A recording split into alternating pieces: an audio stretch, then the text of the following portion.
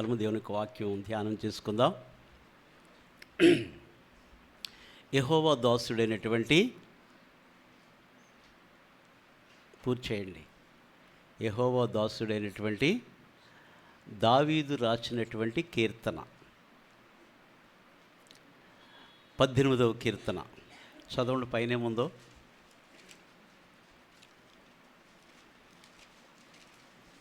యెహోవా దాసుడైన దావీదు కీర్తన.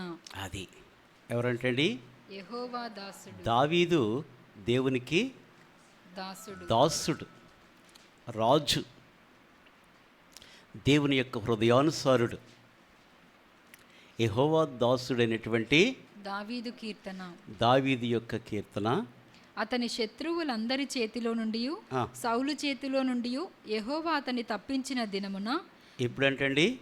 అతని శత్రువులందరి చేతిలో నుండి. మీకు ఎవరైనా శత్రువులు ఉన్నారా? సాతాను ఉన్నారా? ఉన్నారు అంకుల్. అతని శత్రువుల చేతిలో నుండి, సౌలు చేతిలో నుండి యెహోవా అతన్ని తప్పించిన దినమున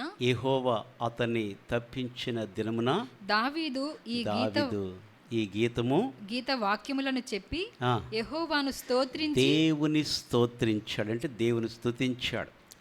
2వ సమూయేలు 22వ అధ్యాయంలో కూడా అదే ఉంటుంది. మొదట్లో చూడండి, 2వ సమూయేలు 22వ అధ్యాయం చూడండి. యెహోవా తన్ను సౌలు చేతిలో నుండి, తన శత్రువులందరి చేతిలో నుండి తప్పించిన దినమున దావీదు ఈ గీత వాక్యములను చెప్పి యెహోవాను స్తోత్రించెను.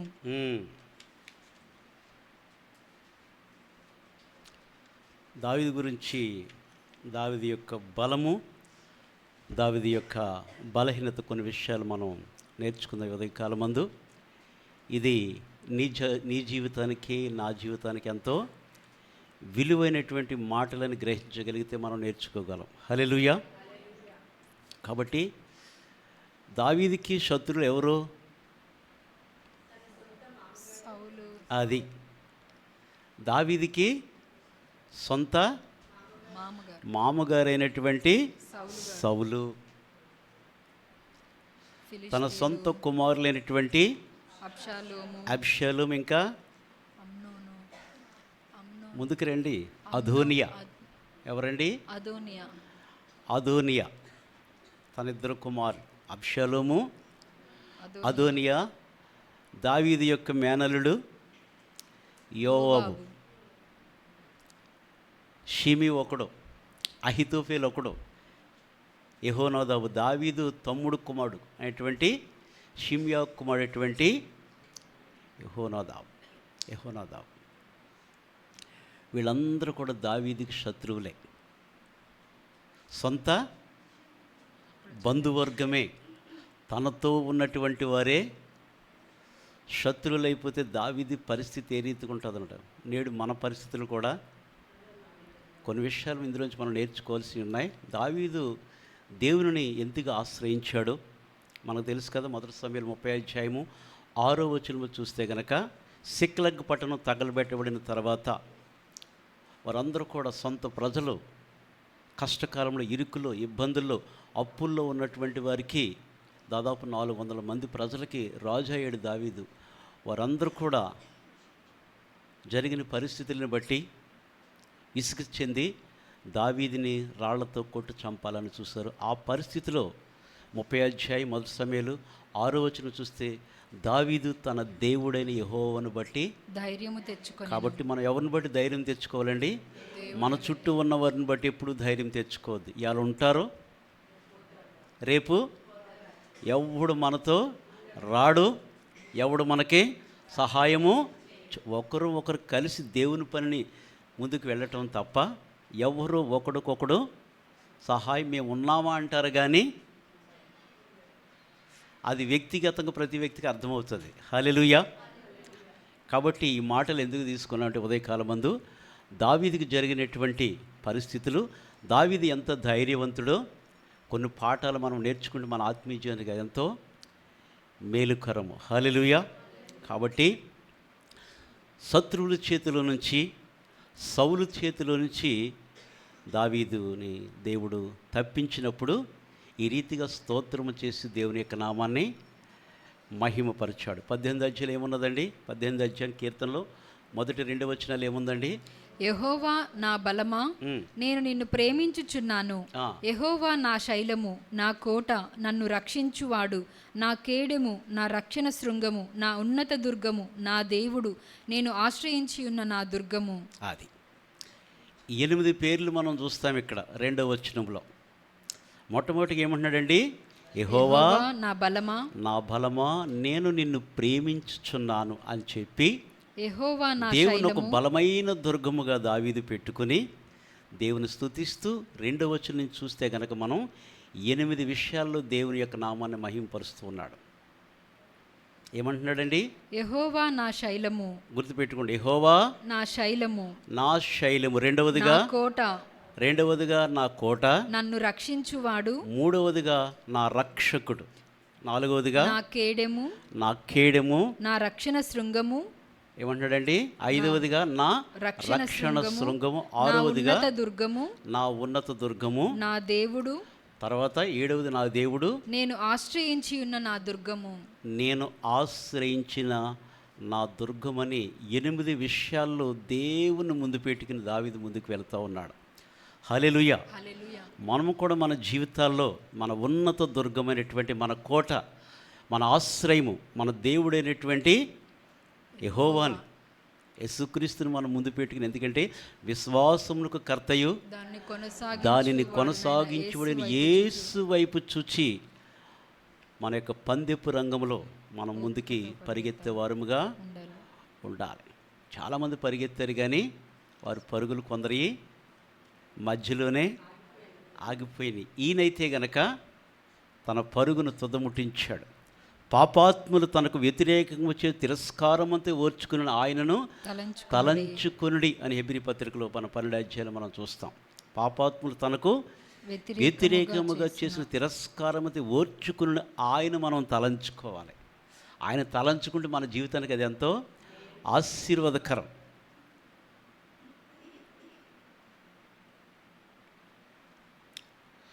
కాబట్టి ఈ పాట పాడుకుని ప్రభు యొక్క నామాన్ని మహింపరచుకుందా. ఏం పాట పాడదాం? రెడీగా ఉండాలి. యెహోవా అది రైట్. సంఘారాధన పాటల పుస్తకం నుంచి 339 సంఘారాధన పాటల పుస్తకం నుంచి దాదాపు 7-8 వచనాలు ఉన్నాయి, కానీ 4 వచనాలే పాడుకుందాం. పాట పెద్దగా ఉంటుంది కనుక అందరూ చప్పట్లు కొట్టాలి, ప్రభు యొక్క నామాన్ని మహింపరచాలి. అప్పుడు మీరు ఎంత చక్కగా పాడతారో దేవుని నామం మహింపరచబడతారు. హల్లెలూయా. యెహోవా నా బలమా, యథార్థమైనది నీ మార్గం, పరిపూర్ణమైనది. చప్పట్లు కొట్టాలి. యెహోవా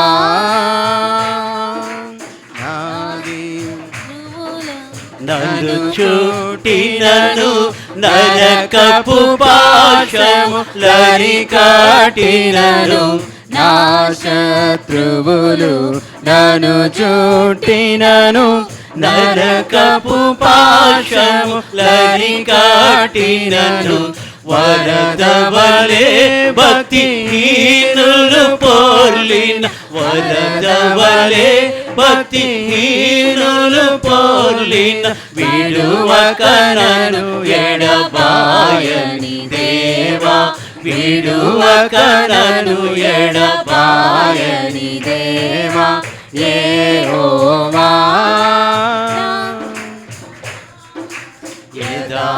యథార్థమైనది నీ మార్గం, పరిపూర్ణమైనది నీ మార్గం. యెహోవా నా దీపమును మరణ పుటురుల బారువక మరలిడు, ఉన్నత దుర్గమై రక్షణ శృంగం. మరణ పుటురులలో మరువక మొరలిడ, ఉన్నత దుర్గమ రక్షణ శృంగమ. తన ఆలయములో నా మొర వినెను, తన ఆలయములో నా మొర వినెను. ఆదరెను ధరణి భయకంపముచే, ఆదరెను ధరణి భయకంపముచే. యెహోవా నా బలమా, యథార్థమైనది నీ మార్గం, పరిపూర్ణమైనది నీ మార్గం.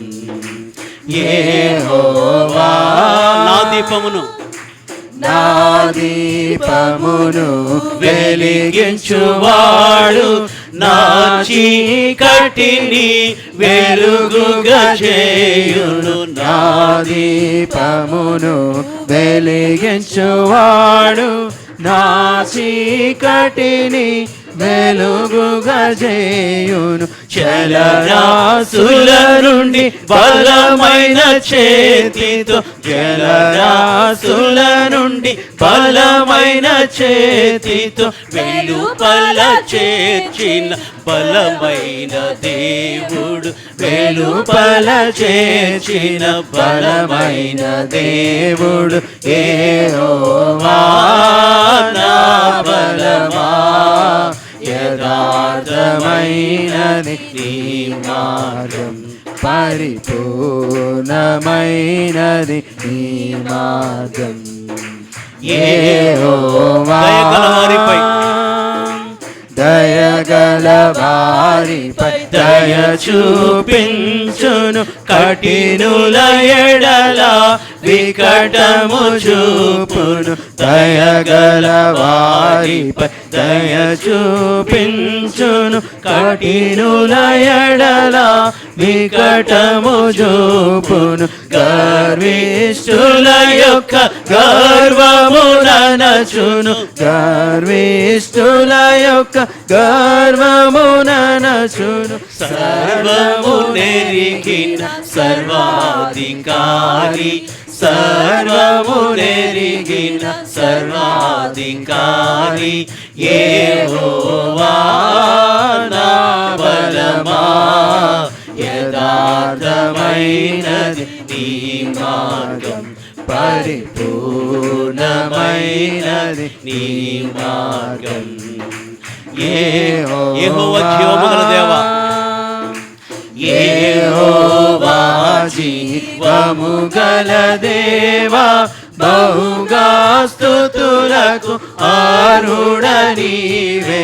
యెహోవా జీవముగల దేవా, బహుగా స్తుతులకు అర్హుడ నీవే.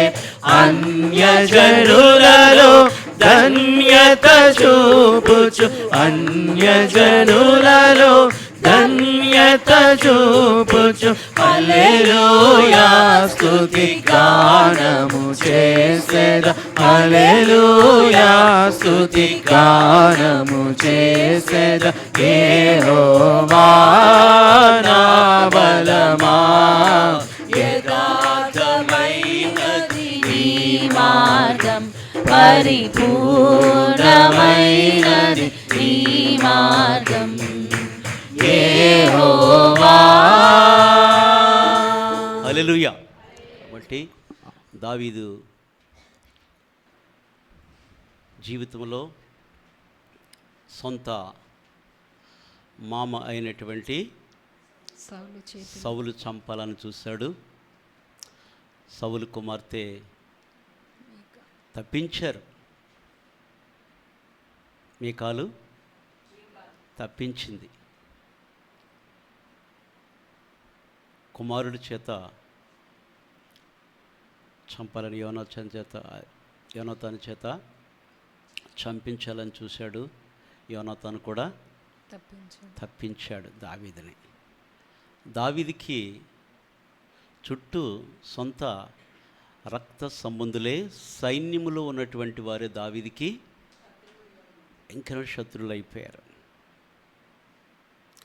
ఆ లేఖనాలు మనం చదివినప్పుడు నిజంగా అర్థం చేసుకుంటే, చాలాసార్లు మనం వాక్యాలు చదువుతాం, వింటాం, విని విడిచిపెట్టడం అలవాటు అయిపోయింది మనకి. ఆ మాటలు కానీ దేవుని వాక్యం మనం ధ్యానం చేసినప్పుడు జాగ్రత్తగా కనుక మనం ధ్యానం చేయగలిగితే మనసుకున్నటువంటి ఆ యొక్క తృప్తి చూడండి. సామెతలు 14వ అధ్యాయం 10వ వచనం చూడండి. సామెతలు 14:10. ఎవని దుఃఖము వాని హృదయమునకే తెలియను, ఒకని సంతోషములో అన్యుడు పాలివాడు కానేరడు. ఎవరు సంతోషంలో ఎవరు పాలువారు అవుతారు, ఎవరు దుఃఖంలో ఎవరు పాలువారు అవుతారు? మీరు దుఃఖపడితే మీ దుఃఖంలో నేను దుఃఖపడతానా? చెప్పండి, నిజం చెప్పండి. మీరు సంతోషంగా ఉంటే నేను కూడా సంతోషిస్తానా? సంతోషిస్తారా మీరు? ఎక్కువ సంతోషం. ఆయనకు వచ్చిన సంతోషం నాకెందుకు? దుఃఖం వచ్చింది ఆయనకి, నాకే. అంతే కదా మానవ స్వభావం. ఎవని దుఃఖములో ఎవని దుఃఖము వాని హృదయమునకే తెలియను. ఎవడు దుఃఖము ఎవడు బాధ వాడికే తెలుసు. నా హృదయంలో ఏముంది మీకు తెలుసా?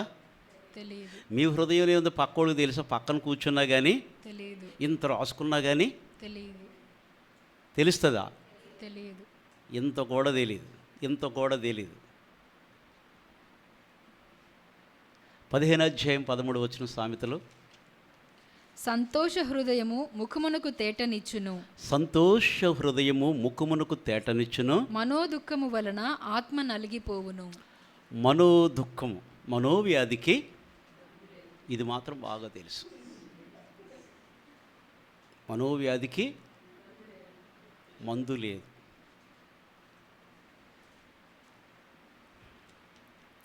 దావీదు ఎటువంటి వాడో, ఎటువంటి పరిస్థితులు గుండా దావీదు వెళ్ళవలసి వచ్చాడో కొన్ని విషయాలు నేను మీకు దావీదు యొక్క శక్తిని ముందు జ్ఞాపకం చేస్తాను. 1 సమూయేలు 17వ అధ్యాయము 34 నుంచి 37 వరకు. 1 సమూయేలు 17వ అధ్యాయము 34 నుంచి 37 వరకు. అందుకు దావీదు సౌలుతో ఇట్లా నేను మీ దాసుడనైన నేను నా తండ్రి యొక్క గొర్రెలను. యుద్ధం జరుగుతూ ఉన్నది.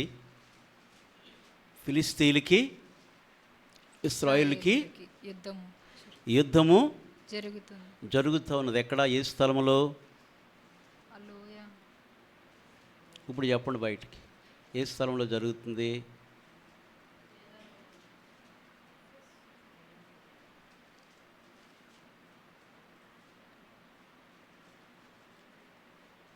రింగ్ రోడ్డు దగ్గర ఏలా లోయలో యుద్ధం జరుగుతూ ఉన్నది. ఫిలిస్తీన్లకి ఇశ్రాయేలుకి యుద్ధం జరుగుతున్నది. దావీదు యొక్క ముగ్గురు అన్నదమ్ములు కూడా యుద్ధంలో ఉన్నారు. తండ్రి తన సహోదరుల క్షేమం కొరకు వెళ్ళి చూసిరామని పంపించాడు. వచ్చేటప్పటికి వాళ్ళ పెద్దన్నయ్య గారు ఎక్కడలేని కోపం వచ్చి, ఎందుకు వచ్చావురా? గొర్రెలు ఏం చేసావు? యుద్ధం చూడటానికి వచ్చావు, నీ బుద్ధి నాకు తెలుసు, మా యుద్ధం చూడటానికి కదా వచ్చావు అన్నాడు. ఇక్కడ చేసేది ఏమీ లేదు, తిరిగి కూర్చోవటం. ఆయన అంతేనా? యుద్ధానికి వెళ్తున్నారు కానీ ఆయన చూసి భయపడి వెనక్కి వచ్చేస్తున్నాడు. దావీదు వెళ్ళాడు, యుద్ధం జరుగుతున్న స్థలానికి వెళ్ళాడు. 34 వచనంలో కొన్ని విషయాలు దావీదు తన గురించి చెప్పుకుంటున్నాడు. ఏమంటున్నాడండి? 17వ అధ్యాయం 34 1 సమూయేలు. మీ దాసుడనైన నేను నా తండ్రి యొక్క గొర్రెలను కాయిచుండా సింహమును ఎలుగుబంటియును వచ్చి మందలో నుండి ఒక గొర్రె పిల్లను ఎత్తుకొని పోవచ్చుండగా, నేను నీ దాసుడును, సౌలుతో నేను నీ దాసుడును, నా తండ్రి గొర్రెలు నేను కాయిచుండగా సింహమును ఎలుగుబంటియును వచ్చి ఎలుగుబంటు వచ్చి మందలో నుండి ఒక గొర్రె పిల్లను ఎత్తుకొని పోవచుండగా నేను దానిని తరిమి చంపి దాని నోట నుండి ఆ గొర్రెను నేను దానిని తరిమి. సింహం ఎంత స్పీడ్ పరిగెడుతుందండి? మన సింహం దూరాన్ని చూస్తాం కదా. సింహాన్ని అంటే ఏం చేశాడంటే దాన్ని తరిమి చంపాడు. సింహాన్ని చంపాడంటే, సింహాన్ని చంపాలంటే ఎంత ధైర్యం ఉండాలండి కదా. మనోళ్ళు పట్టుకుంటారు సింహాలని, మత్తు ఇంజక్షన్ ఇచ్చి అది చచ్చిపోయిన తర్వాత దాన్ని అప్పుడు దాన్ని బంధించి తీసుకెళ్ళి మత్తు వదిలిన తర్వాత దాన్ని అలాగే బంధిస్తారా? అయితే ధైర్యంగా వెళ్ళిపోయి మొత్తం ఫారెస్ట్లో అంతా ధైర్యంగా వెళ్ళిపోయి దాన్ని వేటాడి పట్టుకుంటారా? దూరాంచి దాన్ని ఏం చేస్తారండి? ఇప్పుడు చూడనట్టే చెప్తారు. అసలు మాకు టీవీలో మేము టీవీలు ఎప్పుడు చూడలేదు, ఎట్లాగా వాళ్ళు వేటగాడి దాన్ని ఎట్లా వేటాడతారంటే చెప్తున్నారు నాకు. దాన్ని ఏం చేస్తారండి? అది ఆ మత్తు ఇంజక్షన్ అది దానికి వెళ్ళిపోయిన తర్వాత అది కూలిపోతే అప్పుడు వీళ్ళ హీరోలు అయిపోతారు. నేను కాబట్టి పట్టాను. ఇప్పుడు దీండి కెమెరాల్లో దానిని తరిమి చంపి దాన్ని ఏం చేశాడంటండి? చంపి మామూలు కాదు, మన పితరులు. సంసోన్ అయితే అదే చేతితో చీల్చేశాడు. సింహాన్ని చేయడమే కాదు, గాడిద పచ్చి దవడ ఎముకతో, 1000 మందిని ఇక AK-47 కూడా పనిచేయదు. గాడిద దవడ ఎముకతో 1000 మందిని చంపాడంటే ఎంత బలాజ్యుడు అంటారు. గొలియాతు, సంసోను. గుడి మీద అందరు కూర్చుంటే ఇంచుమించు 3000 మందిని దాన్ని ఇట్లాగ అనేటప్పటికి మొత్తం పిల్లర్స్ అన్నీ కూడా కూలిపోయాయి. గుడి కూలిపోయిందంటే మీరు చూడండి ఎంత బలాఢ్యుడాడు కదా. మనం పిల్లర్స్ కూల్చాలంటే ఏం చేస్తారు? అవి పట్టుకొచ్చి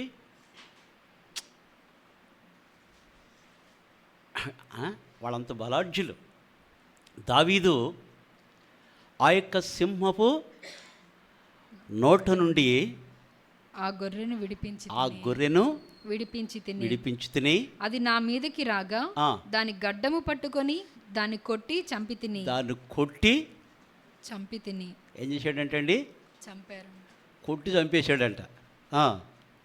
మీ దాసుడనైన నేను ఆ సింహమును ఎలుగుబంటిని చంపి తినే, జీవము గల దేవుని సైన్యములను తిరస్కరించిన ఈ సున్నతి లేని ఫిలిష్తీయుడు వాటిలో ఒకదాని వలె అగుననియు, సింహము యొక్క బలము నుండి ఎలుగుబంటి యొక్క బలము నుండి నన్ను రక్షించిన యెహోవా ఈ ఫిలిష్తీని చేతిలో నుండి కూడాను నన్ను విడిపించుననియు చెప్పెను. అంతే, ఆయనకున్న ధైర్యం అది. సింహము నోట నుండి ఎలుగుబంటి నుండి తప్పించినటువంటి నన్ను ఈ యొక్క ఫిలిస్తీన్ల చేతిలో దేవుడు కూడా నన్ను విడిపిస్తాడు, తప్పిస్తాడని చెప్పి ధైర్యంగా మాట్లాడగలిగినటువంటి వాడు. అంతేకాకుండా దావీదు యొక్క ధైర్యం గురించి కొన్ని మాటలు జ్ఞాపకం చేస్తున్నాడు. 2 సమూయేలు 17వ అధ్యాయము 8వ వచనం 10వ వచనం. నీ తండ్రియు అతని పక్షముననున్నవారును మహాబలాఢ్యులనియు. ఎవరంటండి? నీ తండ్రియు. అబ్షాలోముతో చెప్తున్నారు, నీ తండ్రియు అతని పక్షముననున్నవారు మహాబలాఢ్యులనియు. దావీదే బలాఢ్యుడు. దావీదు యొక్క దావీదు సైన్యము ఆ 30 మంది శూరులు ఎటువంటి వాళ్ళు తెలుసా? ఎడమ చేతితోటి కూడా ఒడిసెలతో అంటే తల వెంట్రుకలు చూసి కూడా గురి కొట్టగలిగినటువంటి వారు. అంటే వాళ్ళు షార్ప్ షోల్డర్స్ అనుకోండి, ఇంకా మామూలుగా కాదు కదా. అవునే కదా? ఎవరైనా తల వెంట్రుకను చూసి గురి కొట్టగలరంటే వాళ్ళు నిజంగా మన కన్నుకైతే సూది బేజమే కనపడదు.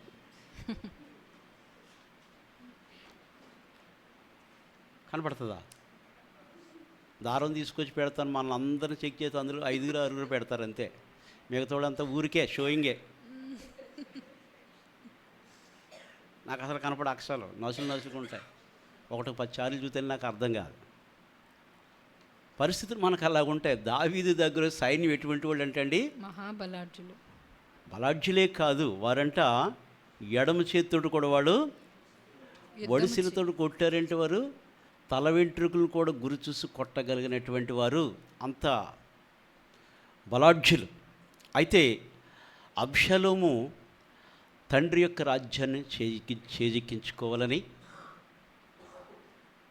హెబ్రోను ప్రకటించేసుకున్నాడు. ఇది నా రాజ్యం, ప్రకటన చేయండి, బాకానాథ పోదండి అన్నాడు. అట్లా తను ప్రకటించేసుకున్నాడు. అటువంటి పరిస్థితిలో దావీదు మహానయంలో ఉన్నాడు. ఆ టైంలో మహానయంలో ఉన్నాడు. కబురు పెడతా వచ్చింది. పరిస్థితులు చాలా భయంకరంగా ఉన్నాయి. అయితే ఇప్పుడు ఏమి చేయాలి పరిస్థితులు అన్నప్పుడు, దావీదుని బెదిరించాలంటే ఏదో చేయాలి.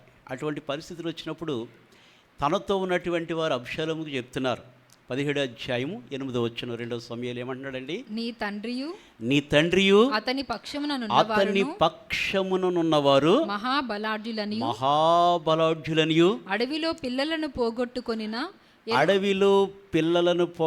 ఎలుగుబంటును వంటి వారై ఎలుగుబంటు పిల్లలను పోగొట్టుకుని ఎలుగుబంటు.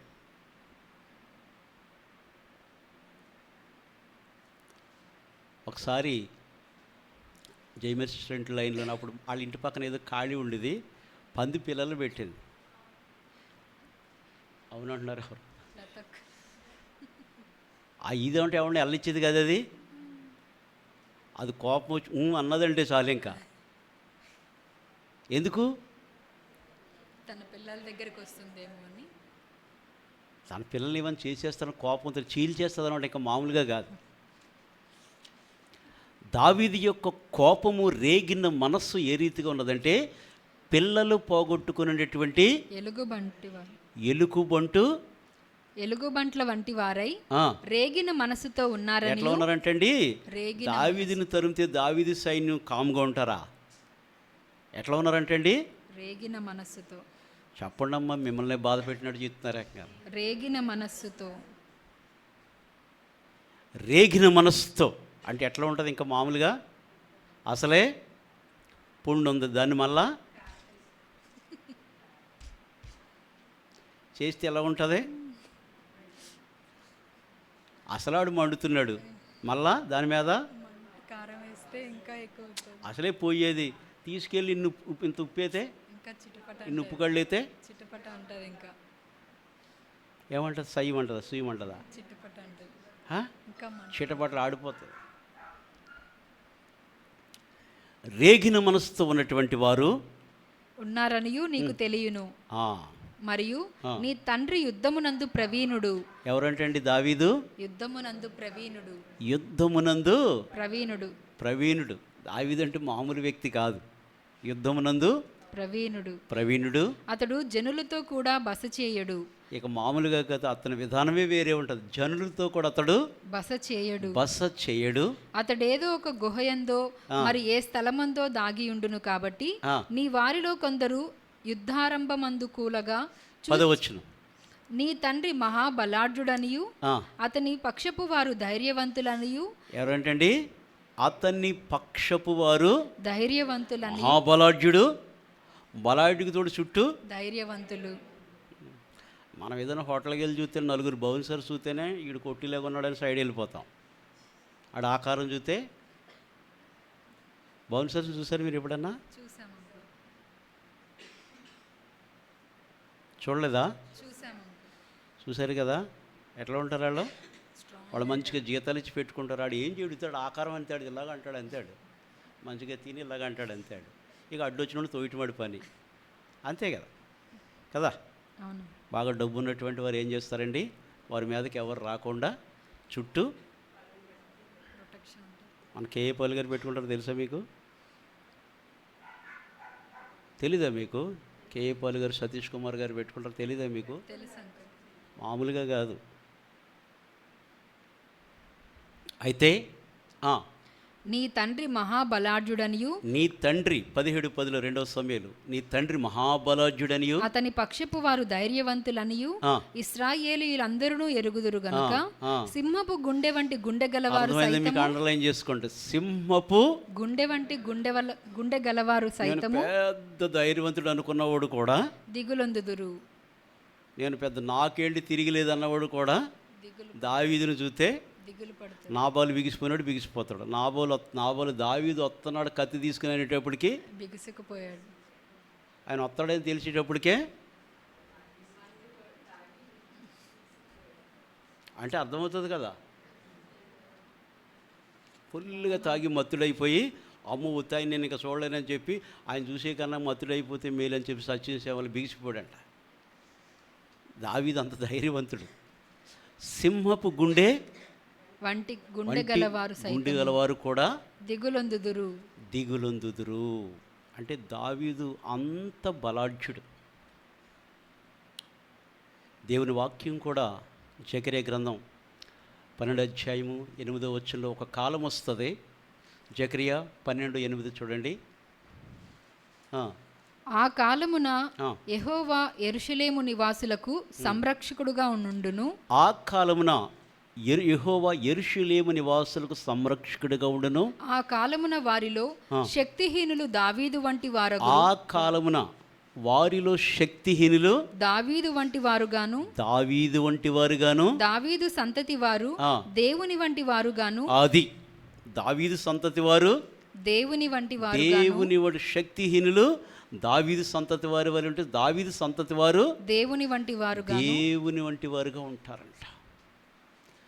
దావీదు అంత బలాఢ్యుడు. అయితే ఇప్పుడు అబ్షాలోము తరుముచ్చు ఉన్నాడో పరిస్థితులు మనం చాలా జాగ్రత్తగా అర్థం చేసుకుందాం. 2వ సమూయేలు 18 అధ్యాయం మొదటి 5 వచనాలు చదవండి. 2వ సమూయేలు 18 అధ్యాయం మొదటి 5 వచనాలు. దావీదు తన యొద్దనున్న జనులను లెక్కించి వారి మీద సహస్రాధిపతులను శతాధిపతులను నిర్ణయించి జనులను 3 భాగములుగా చేసి జనులను 3 భాగాలుగా చేస్తారు. ఆ దినంలో దావీదుకు చుట్టూ సైన్యం నెలకి ఒక వంతు చెప్పిన 12 నెలలు 24,000 మంది కాపలా ఉండేవారంట దావీదుకి. ఇది మొదటి దినవృత్తాంతాలు 27 మొదటి మొదటి 27 ఎక్కడ ఉంటుంది అక్కడ ఎంత అంటే 24,000 మంది 24,000 మంది దావీదుకి. ఇక చూడండి దావీదుకి ఉన్నటువంటి సైన్యం. ఇక దావీదు మీద ఏగ వాళ్తుందా? దావీదే బలాఢ్యుడు, ఆయన చుట్టూ ఉన్నవాళ్ళు ఏగొత్తే చంపేసే రకం వాళ్ళ. అట్లా ఇప్పుడు దావీదుని తరుముచ్చు ఉన్నాడు అబ్షాలోము. జరిగిన పరిస్థితులు మనకందరూ కూడా తెలుసు. తప్పు చేశాడు కానీ పశ్చాత్తాపడ్డాడు దావీదుకి మనకు ఉన్నటువంటి తేడా ఏంటి? దావీదు యథార్థమైన హృదయంతో పశ్చాత్తాపడ్డాడు, ఎక్కడా సిగ్గుపడలే.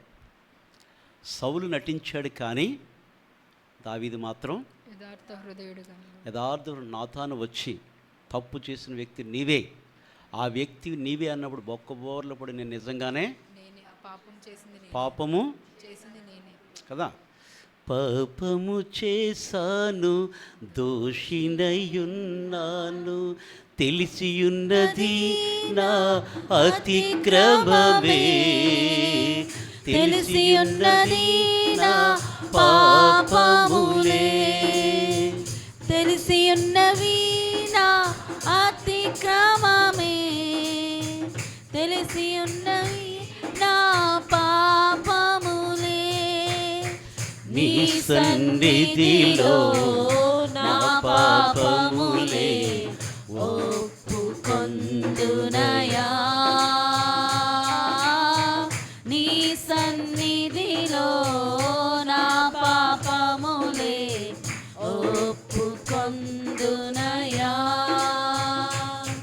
శుద్ధ హృదయం కలుగజేయుము, శుద్ధ హృదయం కలుగజేయుము. అయితే ఇప్పుడు దావీదు తన సైన్యాన్ని 3 భాగాలుగా చేశాడు. 18 అధ్యాయం 2వ సమయంలో చదువుకుందాం. జనులను 3 భాగములుగా చేసి యోవాబు చేతి క్రింద ఒక భాగమును, సెరూయా కుమారుడగు అబీషయి అను యోవాబు సహోదరుని చేతి క్రింద ఒక భాగమును, గిత్తయుడైన ఇత్తయి చేతి క్రింద ఒక భాగమును ఉంచెను. సెరియా అంటే ఎవరంటే దావీదు యొక్క అక్క, వారి కుమార్ యోవాబు అభిషేకులంతా కూడా. వీళ్ళ ముగ్గురికి 3 భాగాలు చేసి దావీదు ఏం చేశాడంటే అండి,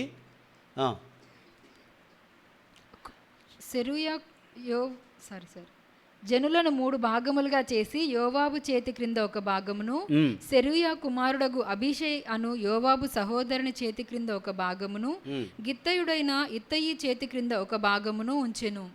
దావీదు నేను మీతో కూడా బయలుదేరుదునని జనులతో చెప్పగా, అయితే దావీదు అంటున్నాడు, సరే 3 భాగాలు చేసి నేను మీతో కూడా బయలుదేరుదునని వాళ్ళతో. అంటే వాళ్ళు ఏమన్నారు చూసారా? జనులు నీవు రాకూడదు, మేము జనులు ఏమన్నారండి? రాకూడదు. మీరు బాగా అర్థం చేసుకోండి వాక్యం. జనులు ఏమన్నారు? నీవు రాకూడదు. మేమింత గొప్ప సైన్యం ఉన్నాం కదా, నీవు మాతో రాకూడదు. మేము పారిపోయినను జనులు దానిని లక్ష్య పెట్టరు. వారు అంటున్నారు, ఒకవేళ మేము శత్రువు చేతి నుంచి మేము పారిపోతే ప్రజలు ఏం పట్టించుకుంటారు? లక్ష్య పెట్టరు. ఇక నీలాంటి నాలాంటి ఎవడు పట్టించుకుంటారండి? యుద్ధంలో పట్టించుకుంటారా? పట్టించుకోరు. వారు అంటున్నారు, నీవు మాతో యుద్ధానికి రావద్దు, మేము పారిపోయినను జనులు దానిని లక్ష్య పెట్టరు, ప్రజలు దానిని లక్ష్య పెట్టరు. మాలో సగము మంది చనిపోయినను. వాళ్ళు చూసారా దావీదుకున్నటువంటి ఆ యొక్క ఆధిక్యత. మేము పారిపోవచ్చు, అది పెద్ద పట్టింపు లేదు. మాలో సగం మంది చనిపోయినను జనులు దానిని లక్ష్య పెట్టరు. ఎవరు గుర్తుంచుకోరు. మీకు అర్థమైంది దావీదు వాల్యూ ఏంటను? మనం దావీదుని ఎక్కడ చూస్తామంటే మన చూపులు ఇప్పుడు కూడా ఏం చూస్తామంటే ఆయన బెత్షెబతో పాపం చేసాడు, అదొకటే మనం చూస్తాం. మనది ఎప్పుడు కూడా పచ్చకామరులు ఉంటాయి మనకి. ఏం చూస్తాం మనం? తెలియనప్పుడు మనం కూడా అది అనుకుంటాం కదా. దావీదు అదొక్కట చేయిపోయేట పడు, అది చేసినందుకు దేవుడు ఆయన శిక్షించేందుకు పశ్చాత్తాపడ్డాడు. దేవుడు ఏదో ఒక ముళ్ళు పెట్టకపోతే ఎవరు కూడా దేవుణ్ణి సేవించలేరు, వెంబడించలేరు. మేము యుద్ధంలో పారిపోయినను జనులు దాన్ని లక్ష్య పెట్టరు. మాలో సగం మంది చనిపోయినను దానిని లక్ష్య పెట్టరు. మా వంటి 10,000 మందితో నీవు సాటి. దావీదు వేల చూసారా? వీళ్ళ 10,000 మంది అయితే దావీదు ఒక్కడే. అది దావీదు యొక్క ఆధిక్యత. 10,000 మంది ఎక్కడ? మనం ఏమని కొట్టేస్తాం? ఆయింది ప్రాణం ఈంది ప్రాణమా కదా అంటాం మనం. దేవుడు ఆయనకి ఇచ్చిన గొప్ప భాగ్యం చూసారా? మాలో సగం మంది చచ్చిపోయిన యుద్ధంలో ఎవడు పట్టించుకోడు. మేము పారిపోయినా ఎవడు ఏమనడు. కానీ నీవు మాత్రం యుద్ధానికి రావద్దు, నీకు ఏదైనా జరిగితే మేము తట్టుకోలేం. కాబట్టి మాలో 10,000 మందితో నీవు సాటి.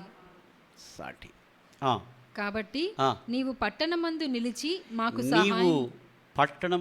నిలిచి మాకు సహాయము చేయవలెనని కొన్ని సలహాలు కొన్ని సూచనలు ఇమ్మని చెప్పి దావీదుని అతనితో చెప్పిరి అంటున్నారు. అందుకు రాజు, మీ దృష్టికి ఏది మంచిదో దాన్ని చేసేదనని చెప్పి. దావీదుకి తప్పేమనుంది అక్కడ? మంచిది మీరు రావద్దన్నారు, నేను రాను. మీకు ఏది అనుకూలమో అది చేయండి. నేను ఇక్కడ ఉండి నేను గుమ్మపు ప్రక్కన నిలిచి ఉండగా, అదే నేను ఇక్కడ ఉండి అన్నీ నేను చూడమన్నారు కాబట్టి నేను నిలిచి ఉంటాను మీ కొరకు, నేను మీరైతే వెళ్ళండి అన్నాడు. కానీ వెళ్ళేటప్పుడు ఒక చిన్న మాట చెప్పాడు, చదవండి. గుమ్మపు ప్రక్కన నిలిచి ఉండగా జనులందరూ గుంపులై 100 కొలదిగాను 1000 కొలదిగాను బయలుదేరిరి. అప్పుడు రాజు యోవాబును అభిషేకును. అప్పుడు 5వ వచనమా? అప్పుడు రాజు వీళ్ళ ముగ్గురిని పిలిచాడు. ఎవరిని? యోవాబును. ఎవరినైతే 3 భాగాలు చేశాడో యోబు, అభిషై, ఇత్తై, వీళ్ళ ముగ్గురిని పిలిచి నా నిమిత్తం అన్ని విషయాలు అందరికీ చెప్పరండి. అర్థమైందా? కొన్ని సీక్రెట్ ఆపరేషన్ చేసేటప్పుడు ఉన్నతాధికారులు కానిస్టేబుల్ని పిలిచి సెక్యూరిటీ గార్డ్ని పిలిచి ఇదిగో మేము యుద్ధానికి వెళ్తాను, ఇక్కడే ఉండాలని చెప్తాడా? అటు సీక్రెట్ ఆపరేషన్ చేసేటప్పుడు అవసరమైతే వెళ్ళేటప్పుడు అడుక్కునే వాళ్ళు కూడా వెళ్తారు. వీళ్ళు అవతల వ్యక్తిని పట్టుకోవాలంటే ఊరికేనా? వాళ్ళు చదువుకున్నదే, వాళ్ళ ఉన్నతమైన స్థితిలోకి ఎదిగింది ఊరికేనేంటి? కొన్ని కేసులు పట్టుకోవాలంటే వాళ్ళు చాలా జాగ్రత్తగా కూరగాయలు అమ్మి వాళ్ళకి వెళ్తారు, న్యూస్ పేపర్లు వేసి వాళ్ళు, పాల ప్యాకెట్లు వేసి వాళ్ళకి వెళ్తారు, పట్టుకుంటారు కొన్ని కేసులు వాళ్ళు. అదే మనమైతే సెక్యూరిటీ వాడు మనమైతే 100 మందికి చెప్తాం దాన్ని, నేనే పట్టుకున్నానండి అని. అయితే రాజు 5వ వచనం 2వ సమూయేలు 18:5 ఏమంటున్నాడండి? అప్పుడు రాజు యోవాబును అభిషైని ఇత్తయిని పిలిచి నా నిమిత్తమై యవ్వనుడైన అబ్షాలోమునకు దయచూపుడని ఆజ్ఞాపించెను. తండ్రి హృదయం మీరు చూసారా? కుమారుడు తరుముచూ ఉన్నాడు, పాదరక్షలు లేకుండా పడి వెళ్తా ఉన్నాడు, పాదములకు రక్తాలు కారుచు సైన్యంతో వెళ్తుంటే ఇరు పార్శ్వాలు కూడా తన చుట్టూ దావీదు చుట్టూ కూడా సైన్యం నడుస్తూ ఉన్నారు. సొంత కుమారుడు అబ్షాలోమే తరుముతూ ఉన్నాడు దావీదుని. అటువంటి పరిస్థితి షిమి అనేటువంటి వాడు చిచ్చి చిచ్చి చిచ్చి చిచ్చి అని చెప్పి దుమ్మేసేస్తున్నాడు, రాళ్ళు వేసేస్తున్నాడు, అట్టా ఇట్టాగా అంటున్నాడు. దావీదు సైన్యంలో ఉంటే అభిషేక్ కదా, అభిషేనా అభిషేక్ యోబా అంటాడు కదా, నువ్వు అంటే ఇతన్ని ఇక్కడే చంపి పాతి ఒక్క దెబ్బకి ఈటితోటి రోడ్డు మీద పాతిస్తాను అంటున్నాడు. నువ్వు అని రాజా ఇటు సంగతి నేను చెప్తానంటే, సిరియు కుమారులరా నాతోకి మీకేమీ పొందుక, నాతో మీకేమీ పొందుక. ఒక దేవుడు అతన్ని దూషించమన్నాడేమో, దూషించనివ్వండి, దానికి ప్రతిగా దేవుడు నన్ను దీవిస్తాడేమో, దేవుడు సెలవిచ్చి ఉంటాడు, ఒకవేళ దూషించనేయండి అనుకుంటాడు. అన్ని అవమానాలు పొందుకున్నటువంటి దావీదు కుమారుడి విషయంలో అబ్షాలోము విషయంలో ఏమంటున్నాడు, వీళ్ళ ముగ్గురిని పిలిచి నా నిమిత్తము యవ్వనుడైన అబ్షాలోమునకు దయచూపుడని ఆజ్ఞాపించెను, రిక్వెస్ట్ చేశాడు. నా నిమిత్తము అబ్షాలోమునకు దయచూపించు. అబ్షాలోము ఎటువంటి వాడు తెలుసా? 2 సమూయేలు 14 అధ్యాయం 25 నుంచి 27 వరకు మీరు చూస్తే, అబ్షాలోము 2 సమూయేలు 14 25 నుంచి 27 వరకు. ఇశ్రాయేలీయులందరిలో అబ్షాలోమంత సౌందర్యము గలవాడు ఒకడునూ లేడు. ఎటువంటి వాడు అంటే అండి, సౌందర్యము గల ఇశ్రాయేలందరిలో, ఇక్కడ మనందరూ సౌందర్యం గలవారు ఎవరు? ఒకళ్ళకి చెయ్యలేదాం, మనకు తెలుసు మనం ఎంత సౌందర్యం గలవడం. చేతుతుందా, ఎత్తగలమా? నేను సౌందర్యం ఏంటంటే నవ్వుతారు కదా మీరు, నేను అందగానంటే మీరు నవ్వరా? రూతు నవ్వుతుంది, ఇలాగా అంట, ఇలా నువ్వు అందగాడి వింటారు బాబా అన్నట్టు కదండి. ఇశ్రాయేల్ అందరిలో కూడా అబ్షాలోమంత సౌందర్యము గలవాడు, అంత అందగాడు. మోషే దివ్య సుందరుడు. మోషే దివ్య సుందరుడు ఎక్కడుంది? అపోస్తల కార్యంలో, యాక్ట్స్ అపోస్తల కార్యం 7వ అధ్యాయంలో ఉంటుంది. మోషే ఎవడంటే అండి, దివ్య సుందరుడు. అబ్షాలోము ఇజ్రాయెల్ అందరిలో కూడా సౌందర్యము గలవాడు, అందరికంటే కూడా సౌందర్యము గలవాడు, మహా అందగాడు. అరికాలు మొదలుకొని తల వరకు ఏ లోపము, అరికాలు మొదలుకొని తల వరకు ఏ లోపము లేనట్టి అతని యందు లేకపోయెను. తన తల వెంట్రుకలు భారముగా నున్నందున, అబ్బూ తల ఎంటికలంట భారముగా ఉన్నందున, మన ఎంటికలు ఉంటాయి అంబ్రెల్లా లాగాను. కొందరు తలలు చూడలేము రోడ్ల మీద, దానికి మళ్ళీ 1000 రూపాయలు. ఇదంతా వెళ్ళిపోతుంది, ఇదంతా ఇదే ఉంటుంది కొప్పు, చూడలేము అసలు. ఎన్ని పిచ్చుకుని గుళ్ళు ఎట్టొచ్చు అందులో. దాన్నే మళ్ళీ ఇలాగంటారు ఆళ్ళే, మళ్ళీ సెల్ ఫోన్లో చూసుకుంటారు. ఎక్కడి నుంచి వస్తుందో మరి, సెల్ ఫోన్లో కూడా చూసుకునే. అరికాళ్ళు మొదలుకొని తల వరకు ఏ లోపమును అతని యందు లేకపోయెను. తన తల వెంట్రుకలు భారముగా నున్నందున ఏటేటా అతడు వాటిని కత్తిరించుచూ వచ్చెను. అది కత్తిరించినప్పుడెల్లా వాటి ఎత్తు రాజు తూనికను బట్టి 200 తులములాయెను. అబ్షాలోమునకు 3 కుమారులను, తామారు అనునొక కుమార్తెయు పుట్టిరి. ఆమె కూడా సౌందర్యవతి. అర్థమైంది మీకు? అబ్షాలోముకు 3 కుమారులు, ఒక కుమార్తె, తన పేరు తామారు. ఆమె కూడా బహు సౌందర్యవతి. అంటే తండ్రిని మించినటువంటి. ఒకవేళ అబ్షాలోము 3 కుమారులు చిన్నప్పుడే చనిపోయి ఉంటారు. అందుకే తన పేరున నిలబెట్టుకోవటానికి ఎవరు లేక అబ్షాలోము బ్రతికుండగానే ఒక స్తంభాన్ని నిలబెట్టుకున్నాడు. అబ్షాలోము స్తంభం అని పేరు పెట్టుకున్నాడు. అంటే అబ్షాలోముని దావీదు అంతగా ప్రేమించాడు. అమ్నోను కూడా దావీదు కుమారుడే. అమ్నోను సావుకి కారణం ఎవరు? అతని ఫ్రెండ్. ఎవరు? దావీదు సహోదరుడు షిమ్యా కుమారుడటువంటి యెహోనాదాబు. ఎవరండి? వీడు బహు కపటము కలిగినటువంటి వాడు, ఎందుకు రోజు రోజు చిక్కుపోతున్నావు, ఏంటి అట్టాగిట్టాగా అనేటవాడికి నేను తామారిని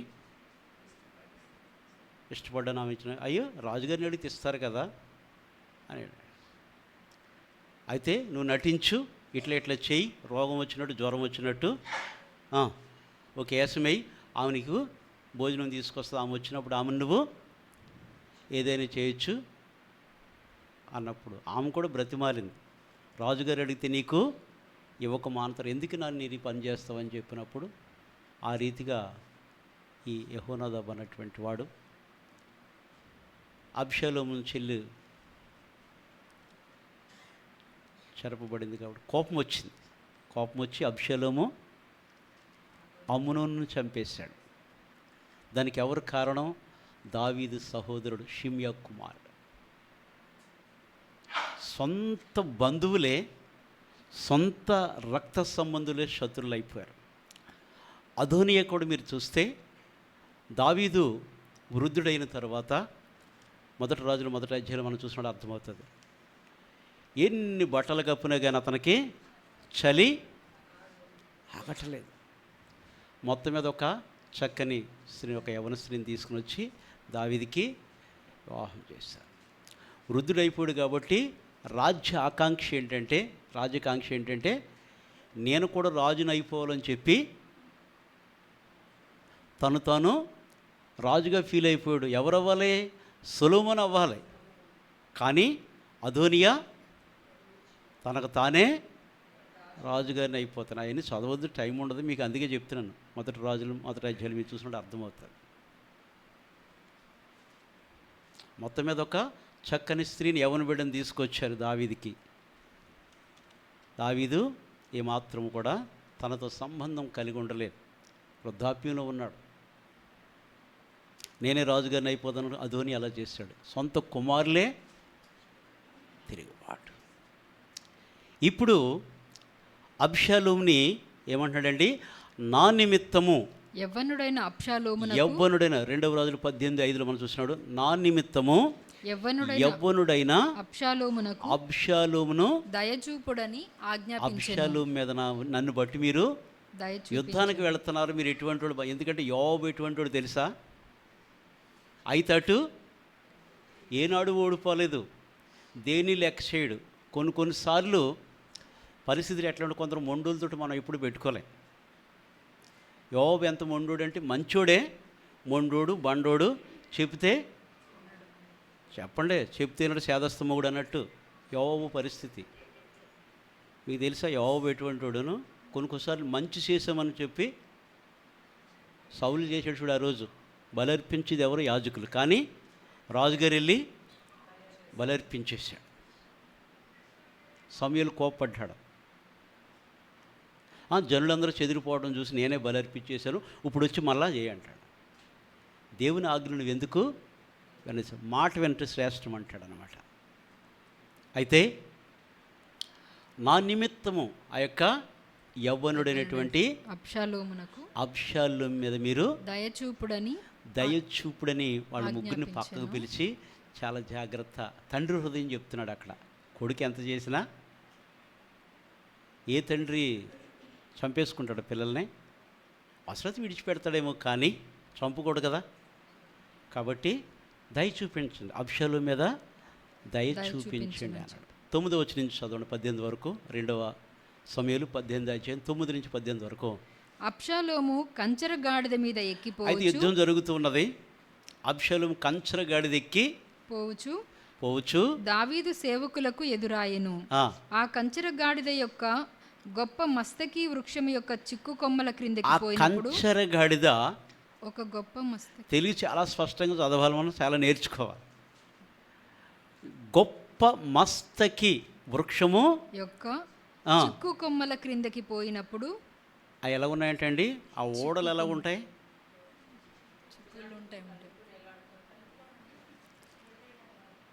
ఆయన వెళ్ళేది కంచర గాడిద. అసలే ఆయన జుట్టు మనోడికి ఎంత జుట్టు ఉంటే మామూలుగా ఎంత జుట్టు ఉంటేనే చూడలేము కదా. ఇక కొంచెం పెద్ద జుట్టు ఉంటే ఇక ఏమోలే, ముట్టుకోనివ్వరు, చూడనివ్వరు, దిష్టి తగులుతుంది, ఏ అంటూ ఉంటారు. అబ్షాలోము అంట తల దేనికంటండి, ఆ యొక్క మస్తకి గొప్ప మస్తకి వృక్షం యొక్క ఆ, చిక్కు కొమ్మల క్రిందకి పోయినప్పుడు ఆ, అతని తల చెట్టుకు తగులుకొని నందున అతని తల చెట్టుకు తగిలికొనినందున అతడు ఎత్తబడి ఆకాశమునకును భూమికిని మధ్యను వేలాడుచుండగా ఆకాశమునకును భూమికి మధ్యలో వేలాడుచుండగా వేలాడుచుండగా అతని క్రిందనున్న కంచెర గాడిద సాగిపోయెను. ఈ గాడిద గారు ఏం చేశారు, వెళ్ళిపోయింది. ఇప్పుడు పరిస్థితి ఏమైపోయిందంటే అండి, ఇంత అందగాడు, ఇంత సుందరుడు, సౌలు కూడా సుందరుడు తెలుసా? మొదటి సమయాలు 9వ అధ్యాయం చూసినప్పుడు సౌలు కూడా ఇశ్రాయేల్ అందరిలో కూడా బహు అర్థమైందో, తక్కువ కదా ఆయన కూడా. అయితే కంచరగాడిద వెళ్ళిపోయేటప్పుడు భూమికి ఆకాశానికి ఆ మస్తకి ఆ వృక్షంలో తన తల చిక్కుకొని బ్రెలాడుతూ ఉన్నాడంట. అయితే ఒకడు దానిని చూచి వచ్చి, ఒకడు, మళ్ళీ పేరు అడగండి, నేను సెర్చ్ చేస్తాను గూగుల్, అంటే మీ ఇష్టం అది. ఒకడు దానిని చూచి ఆ సంఘటన చూశాడు, ఒకడు చూచి వచ్చి అబ్షాలోము మస్తకి వృక్షమున వ్రేలాడుచుండుట నేను చూచి తినని యోవాబుతో చెప్పినప్పుడు, అంటే యోవాబు ఎవరు? సైన్యాధిపతి. అర్థమైందండి, యోవాబు సైన్యాధిపతి. ఆయనకి తెలియచేయాలి, ఎందుకంటే వాళ్ళ కమాండర్, ఆయన వాళ్ళకి అధికారి కాబట్టి ఏదైనా ఖచ్చితంగా చెప్పాలొద్దా? చెప్పాలి. చెప్పేటప్పటికి యోవాబు ఏమన్నాడండి, యోవాబుకు దావీదు చెప్పిందేంటి, నా నిమిత్తము నా కుమారుడు అబ్షాలోము మీద మీరు దయ చూపించండి, కనికరించండి. పోన్లే, నన్ను తరిమితే తరిమాడు, రాజు అయితే అయ్యాళ్లే, కొంచెం దయ చూపి, మీరు శత్రువుల మీద యుద్ధానికి వెళ్తున్నారు కదా, అయితే అయ్యాళ్ళు, కొంచెం నా కొడుకు అని చెప్పి కొంచెం దయ చూపించి అడిగాడు, బ్రతిమాలుకున్నాడు రాజు. కానీ యోవాబు చెప్పాను కదా, మొండోడు బండోడు అని. మామూలు కాదు, యోవాబుని కొన్ని మాటలు చెప్తే దీనికి కంగారు పడతారు. అంతా చేసేసి భక్తి అనుకుంటే కూడా కాదు అటువంటి వాడు, అంత మొండోడు అనమాట. రాజు ఆజ్ఞను కూడా తిరస్కరించాడు కదా, రాజు చెప్పాడు మీరు ఇది చేయొద్దు అన్నప్పుడు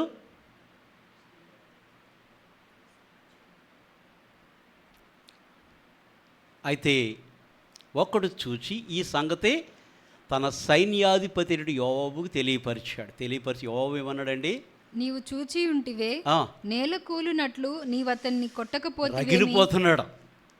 నువ్వు చూసావు కదా, ఎందుకు నీవతన్ని కొట్టకపోతివేమి, ఎందుకు నీవు అతన్ని కొట్టకపోతివని నీవతని చంపిన కొడితే గనక నీకు నేను 10 తులముల వెండి, 10 తులములు, తర్వాత ఒక నడికట్టును, ఒక నడికట్టు 10 తులముల వెండి నీకు నేను ఇచ్చియుందునని బహుమానముగా ఇచ్చియుందునని యోబు చెప్తే అతడు ఏమన్నాడు తెలుసా? అందుకు వాడు, యవ్వనుడైన అబ్షాలోమును ఎవడును ముట్టకుండా జాగ్రత్త పడు. అతనికి కృతజ్ఞత ఉన్నది. ఎవరికి? ఆ ఒక్కడికి. ఏ ఒక్కడు డాష్. కానీ దావీదు మేనల్లుడు ఎవరు? యోవాబు. అర్థమైందా? రక్త సంబంధికి. మీకు అర్థమవుతుందా?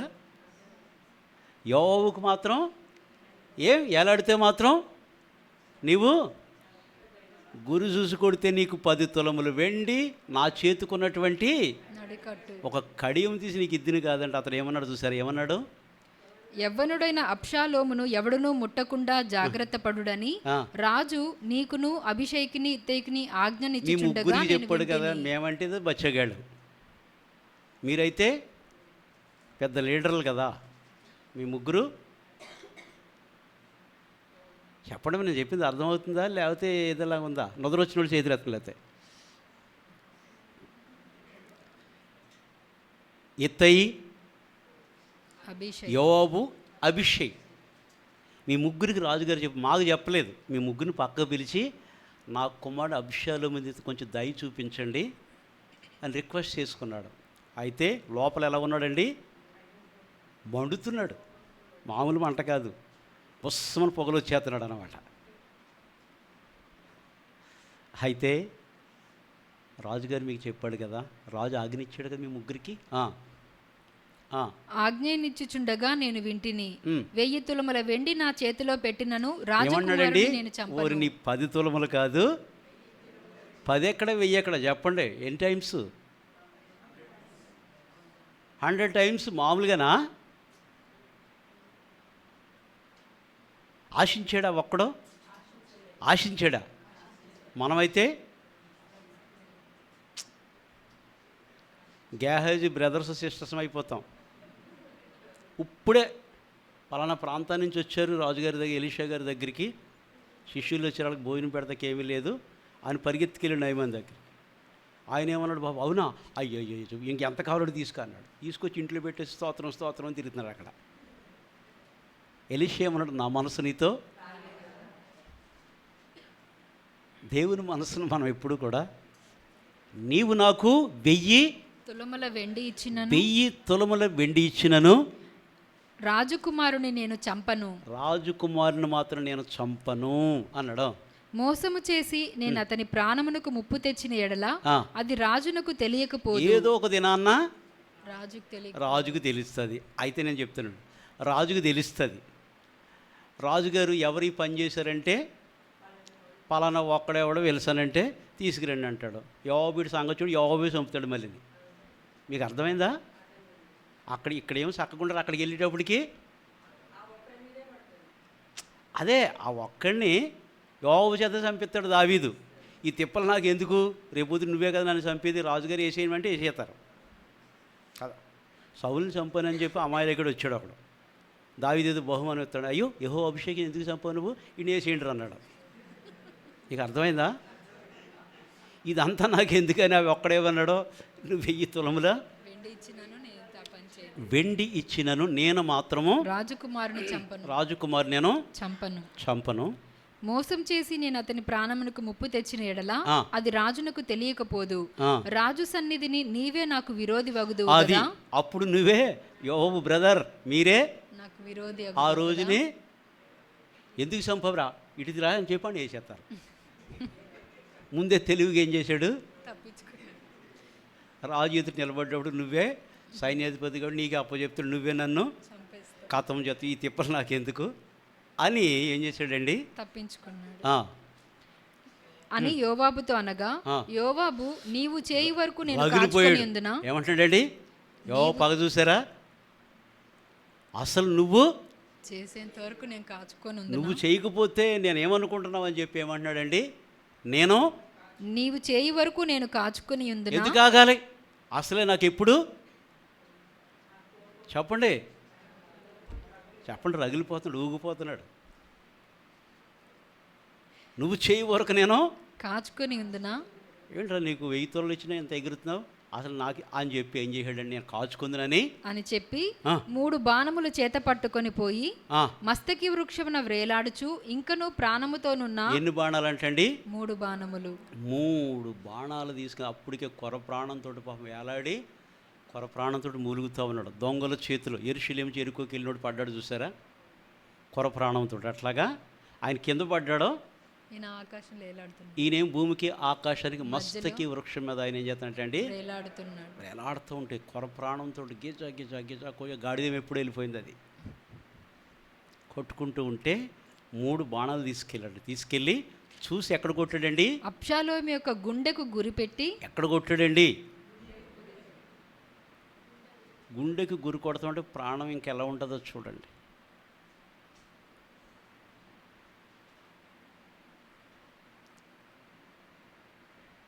దావీదుని కూడా గుర్తు తెచ్చుకోలేకపోయాడు. నాకు మేనమామ అబ్షాలోము ఏమవుతాడు? ఆయనకి మేనమామ అవుతాడు. అబ్షాలోము మేనమామ ఎందుకు అవుతాడు? దావీదు మేనమామ అవుతాడు, అబ్షాలోము ఏమవుతాడు? బావో బామర్ది అవుతాడు. జాలి చూపలేదు. పగలు ఎప్పుడు కూడా అంత భయంకరంగా ఉంటాయన్నమాట. పగంటే మామూలుది కాదు బాబోయ్. గురి చూసి గుండుకు కొట్టాడంట. కొడితే తన ఆయుధములను మోయువారు ఎంతమంది? 10 మంది. ఎంత బలాఢ్యుడు చెప్పండి యోబు. ఆయన వెళ్తుంటే చుట్టూ ఆయన బాణాలు పట్టుకొచ్చారు. ఎంతమంది అండి? 10 మంది. ఇక ఎంత బలాఢ్యుడు మీరు చూడండి. 10 మంది ఆయన చుట్టూ చుట్టుకొని ఆయన ఉండగా ఆయుధాలు మోసేవాడు ఎంతమంది అంటండి? 10 మంది. మనకు ఒక్కళ్ళు ఉంటేనే చాలా బిల్డప్. మన వెనకాల ఎవరైనా ఒకళ్ళు తిరిగితే పట్టుకురా, ఇది పట్టుకురా. 10 మంది. 10 మంది ఆయుధములు మోయేవారు 10 మంది. 3 బాణాలు తీసుకున్నట్టు కొడితే ఎక్కడ కట్టాడంటండి? గురి చూసి గుండెకు గురిపెట్టి. ఆ, తన ఆయుధములను మోయువారు 10 మంది చుట్టుకొని ఉండగా అబ్షాలోమును కొట్టి చంపెను. అబ్షాలోమును ఏం చేశాడంటండి? కొట్టి చంపెను.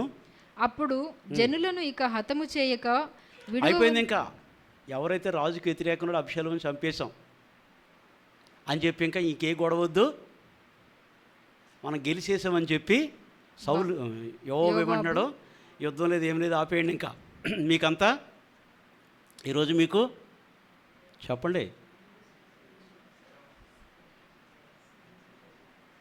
సెలవు. ఎవరైతే రాజుకి వ్యతిరేక ఆ వ్యక్తిని మనం తీసేసాం కాబట్టి మీకు చాలా ఎవరింటి కాళ్ళకి వెళ్ళి రెస్ట్ తీసుకోండి అంటున్నాడు. అప్పుడు జనులు ఇక హతము చేయక విడువవలసినదని యోవాబు బాకా ఊదింపగా ఇశ్రాయేలీయులను తరుముకొని పోయిన జనులు తిరిగి వచ్చిరి. జనులు అబ్షాలోము యొక్క కళేబరమును ఎత్తి అడవిలో ఉన్న పెద్ద గోతిలో పడవేసి పెద్ద రాళ్ల కుప్ప దాని మీద పేర్చిన తరువాత ఇశ్రాయేలీయులందరూ తమ తమ ఇండ్లకు పోయిరి. రాజుగారి యొక్క కుమారుడు యొక్క శవాన్ని కూడా రాజుగారికి చూపించడానికి యోబు ఇష్టపడలేదు. నీకు అర్థమైందా? ఎవరు? యోవాబు. దావీదు మేనల్లుడే. దావీదు కొడుకుని శవాన్ని చూపించడానికి దావీదుకి ఇష్టపడలేదు. పగలు ఎంత భయంకరంగా ఉంటే మీరు చూడండి. దావీదుకి తగిలినటువంటి బాణాలు ఆ గురి ఎంత భయంకరంగో ఎవరి నుంచో కాదు. మన సొంత పిల్లల్ని మన బంధువులు హాని చేస్తే మనం తట్టుకోగలమా? చూపించండి ఎవరైనా. వాళ్ళ గుమ్మాలు దొక్కుతారేమో. నోటితోటి మాట్లాడేది వేరు, హృదయంలో నుంచి వచ్చేది వేరు. రాజకుమారుణ్ణి ఒక గోతిలో వేసేసి పెద్ద రాళ్ళు కుప్ప చేసేసంటే అది ఇంకా చెప్పండి. ఆ శవాన్ని ఎత్తి చదువమ్మా. అబ్షాలోము యొక్క కళేబరమును ఎత్తి అడవిలో ఉన్న పెద్ద గోతిలో పడవేసి పెద్ద రాళ్ల కుప్ప దాని మీద పేర్చిన తరువాత ఇశ్రాయేలీయులందరూ తమ తమ ఇండ్లకు వెళ్ళిపోయారు. అయితే దావీదు ఇంకా సమాచారం కొరకు చూస్తూ ఉన్నాడు. దావీదు దేని కొరకు చూస్తున్నాడండి? సమాచారం కోసం. నా ఇంక చూడండి, నేనేం బైబిల్ తీయలేదు.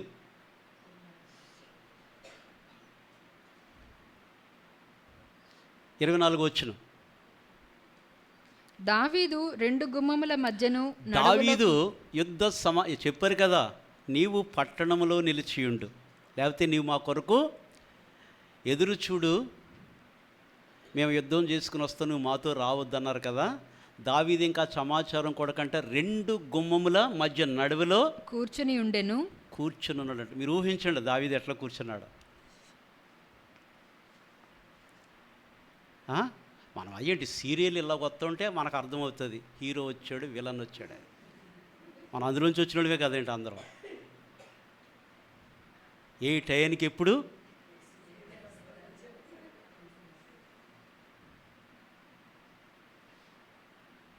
కదా కదా 7 గంటలకి ఏదో 7:30కి ఏదో ఆ టైం వంట చేయకపోయినా పర్లేదు కానీ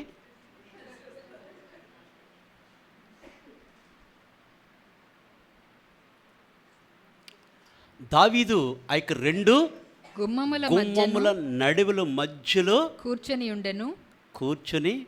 ఉండెను. కావలిగాడు గుమ్మము పైన గోడ పైన కావలివాడు చూస్తూ ఉన్నాడు కదండి.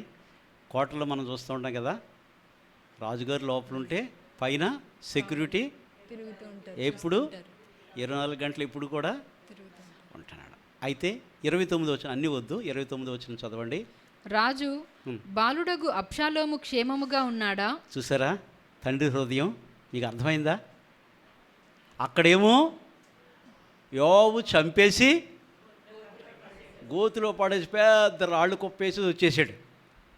ఇంకా దావీదు అబ్షాలోము క్షేమం కోసం అడుగుతున్నాడు. కొన్ని పరిస్థితి వరకు నేను అప్పుడప్పుడు ఇప్పుడు చాలా కాలం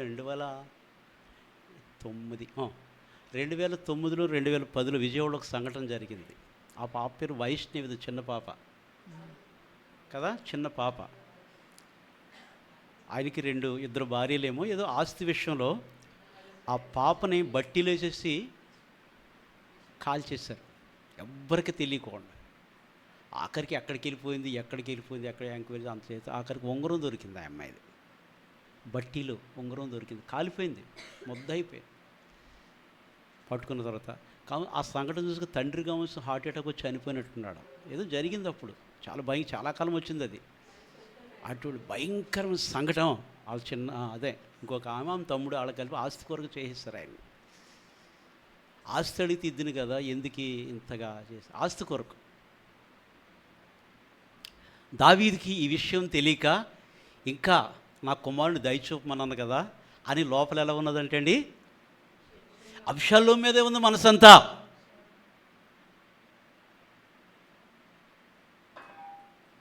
జరిగిపోయింది ఎందుకని మనం అనుకోవద్దు. ఆ వాక్యాలు చదివేటప్పుడు ఒక తండ్రి హృదయం, మనుషుల యొక్క మనసాక్షులు, దైవత్వం ఏం చెప్తుంది, జరుగుతున్న సంఘటన, మనుషులు ఎటువంటి స్వభావాలు కలిగినటువంటి వారు. అందుకే చెప్పాను, యోబు మంచి చేస్తాడో ఆయనకి నచ్చింది మనకు నచ్చిందే మనకు చేసే స్తోత్రం అంటే కుదరదు.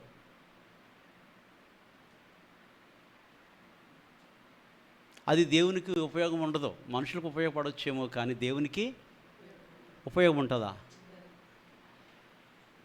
కుప్ప పెట్టేసాడు, మీరు అందరూ వెళ్ళిపోండి, అబ్బాయి బాగా ఉదిచ్చేసాడు, మీరు వెళ్ళిపోండి, ఎవరింటి కాడికి వెళ్ళిపోండి అని చెప్పేసేటప్పటికి యోబు ఎంత కుయుక్తి చేసాడు తెలుసా? అక్కడ యాజకుని కుమారుడేటువంటి అహిమైస్ ఎవరో ఉంటారు. అతను అంటాడు, నేను ఈ విషయం వెళ్ళి దావీదుకి చెప్తానంటేనే, నువ్వెందుకు వెళ్తావు? ఈరోజు ఈ సమాచారం చెప్పడం కుదరదు. రాజకుమారుడు కదా, ఈరోజు ఆగు రేపు చెప్పుది కానిలే, ఇప్పుడు వెళ్ళొద్దు నువ్వు అన్నాడు అని. అక్కడ కూషీయుడు ఏంటో ఒకడు ఉంటాడు, వాడు అన్యుడు. అంటే ఎవరు?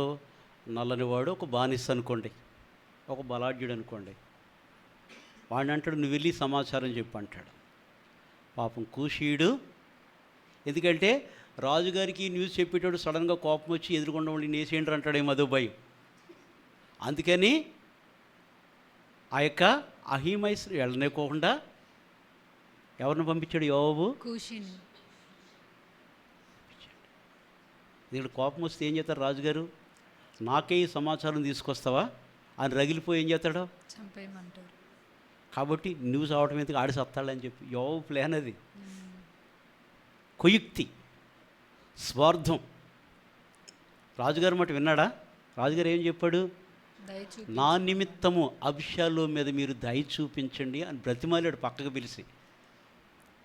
సరే అని అడగని లోపల మాత్రం వెళ్ళేదే దాని కొరకు కదా అనుకున్నాడు. లోపల వెళ్ళేదే దాని కొరకు కదా అని చెప్పాడు. వచ్చాడు. 29 వచ్చిన ఏమంటున్నాడండి?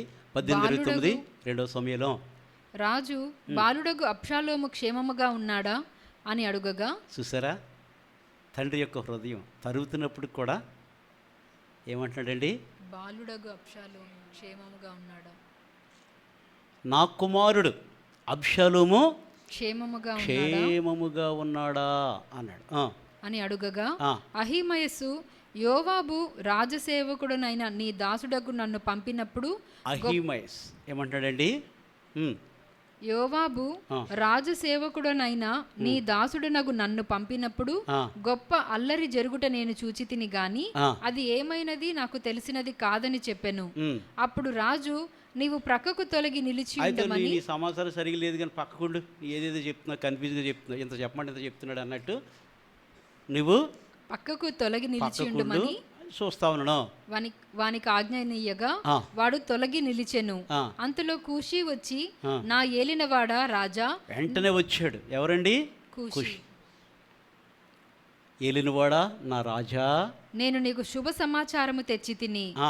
ఈ దినమున యెహోవా నీ మీదకి వచ్చిన వారందరినీ ఓడించి ఆ. నీకు న్యాయము కొంత తీర్చినని మర్మముగా చెప్పినప్పుడు చెప్పాడు. మీకు అర్థమవుతుందా? నీకు న్యాయము తీర్చినని చెప్పినప్పుడు ఆ. రాజు బాలుడగు అబ్షాలోము క్షేమముగా ఉన్నాడా అని అడిగాను. మనసంతా ఎవరవుతుందండి? అబ్షాలోము మీదే ఉన్నది.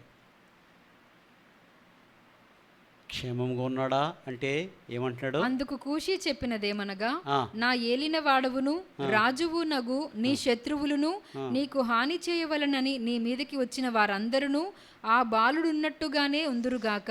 అర్థమైపోయింది. శత్రువు చచ్చిపోరంటే ఆ బాలుడు ఎవరు? నా కుమారుడేటువంటి అబ్షాలోము. అప్పుడు రాజు బహుకలత పడి ఆ. గుమ్మమునకు పైగానున్న గదికి ఎక్కిపోయి ఏడ్చుచు ఏమైపోయాడంటండి? బహుకలత పడి. ముందేం చూసాం దావీదు గురించి?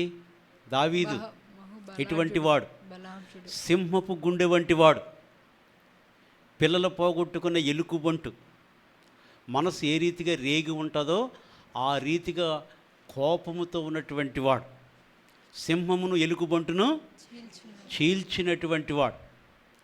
గొల్యాతుని ఒక రాయితో వీటిలో ఒక రాయి తీసుకుని ఒడిసేలతోటి కొట్టి చంపినవాడు. కొట్టి వాడు కత్తితోటి వాడు తల తెగ నరికి చేతితోటి పట్టుకుని యెరూషలేములో సౌలు ఎదుగు నిలబడ్డాడు. ఇలాగా ఎవడి చిన్నోడు అంటే వాడికి ఎప్పుడు చూడలేదు ఏంటంటే ఇంకెవడు బెత్లెహేమినటువంటి యెషయా కుమారులో ఒకడు. అప్పటి నుంచి సౌలు సైన్యంలో చేరాడు. ఆఖరికి ఎవరైతే వాళ్ళ అన్న, వాళ్ళ పెద్దన్నయ్య ఎవరు? ఎలియాబా, అబినాదాబు, షమ్మా. ఆఖరికి పెద్ద అన్నని కూడా అధిపతిగా చేర్చుకుంటాడు సాయుధ సైన్యంలోనే.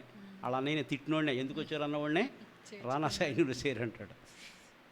దావీదు హృదయం అర్థం చేసుకున్నాడు మనకు అర్థం, దైవ హృదయం. అయితే ఇట్లా జరిగిందని చెప్పి కూషీయుడు చెప్పినప్పుడు అప్పుడు రాజు బహుకలత పడి గుమ్మమునకు పైగానున్న గదికి ఎక్కిపోయి ఏడ్చుచు సంచరించుచు, నా కుమారుడా అబ్షాలోమా. చూడండి, ఏడ్చుచు సంచరించు కలత చెందాడు.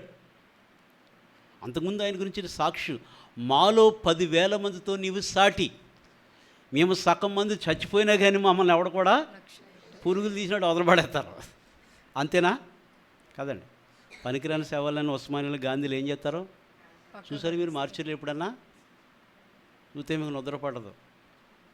ఎముకలన్నీ మూట కట్టి సంచులతో ఉంచుతాయి. ఇప్పుడు అక్కడ కుళ్ళిపోయి అక్కడ తెలుసా మీకు? అందులో నీరు కారుతూ ఉంటుంది.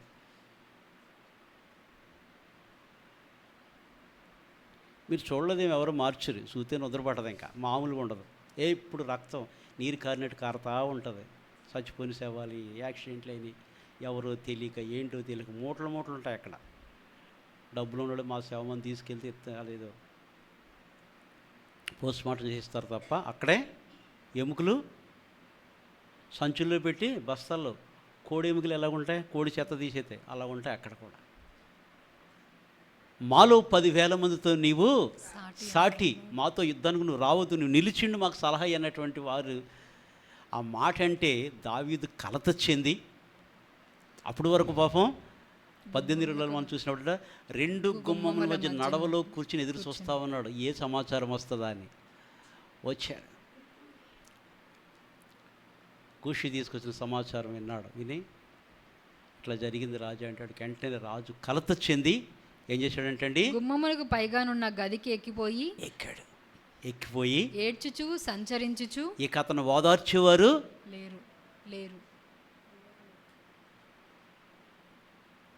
ఎవరు కూడా లేరు. ఉన్నారా? లేరు. చనిపోయింది కొడుకు, చంపింది ఎవరు? మరి ఇంకేంటి? ఇంకంతకన్నా ఘోరం ఏమైనా ఉన్నదా? ఇంకంతకన్నా ఘోరం ఏమైనా ఉన్నదా?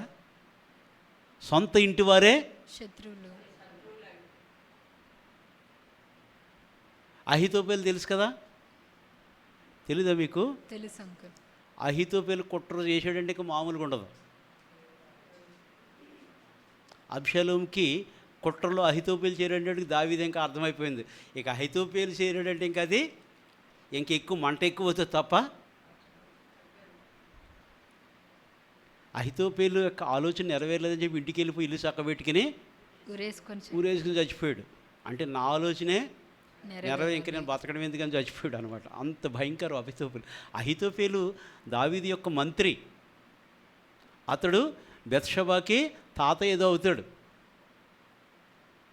పూర్తిగా మళ్ళీ అందులోకి వెళ్ళామంటే మళ్ళీ కొంచెం మళ్ళీ రెఫరెన్స్ అంటే టైం వేస్ట్ అయిపోద్ది. బెత్షెబాకి తాత ఏదో అవుతాడు ఆయన అహితోపేలు.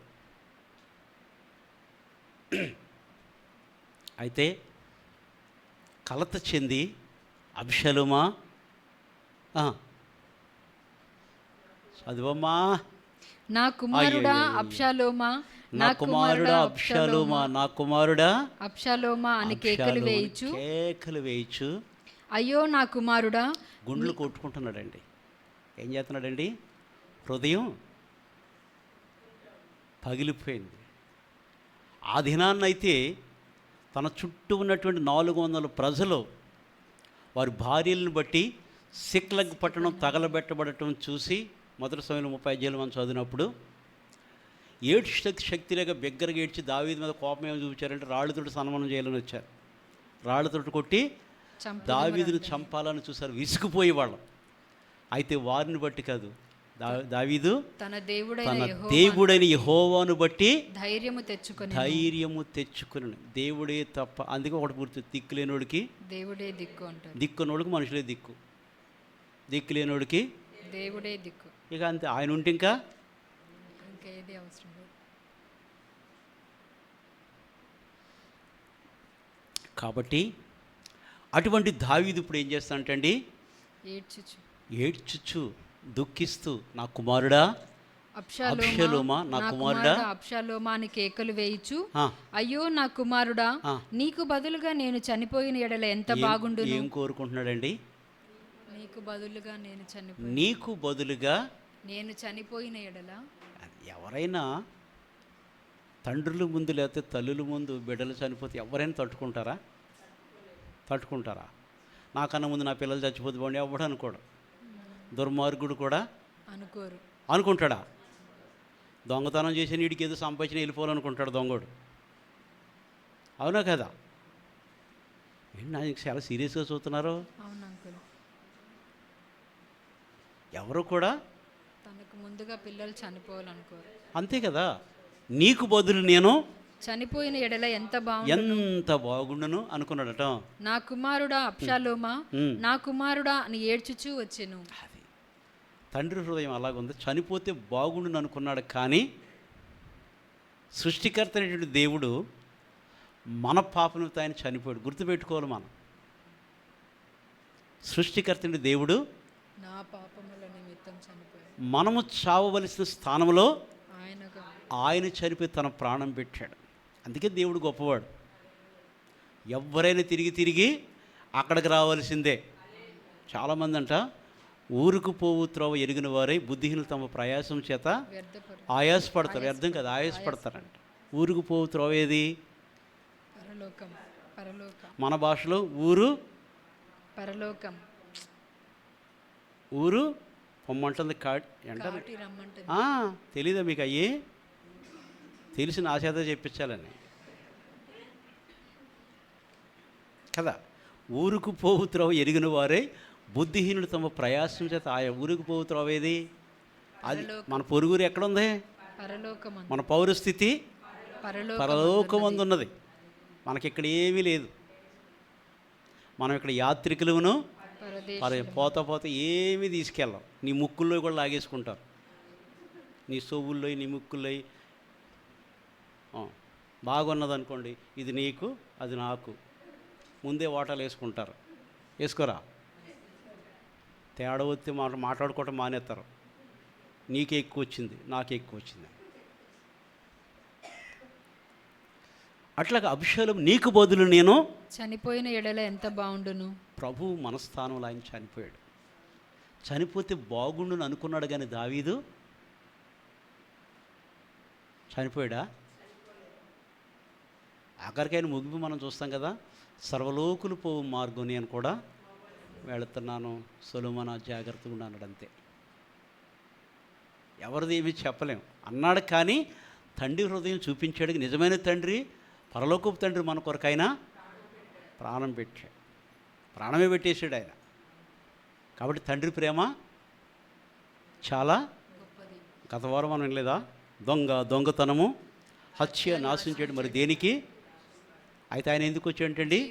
గొర్రెలకు జీవమును సమృద్ధి అయిన జీవడానికి వచ్చాడు ఆయన. అందుకే ఆయన గొర్రెలకు మంచి కాపరి.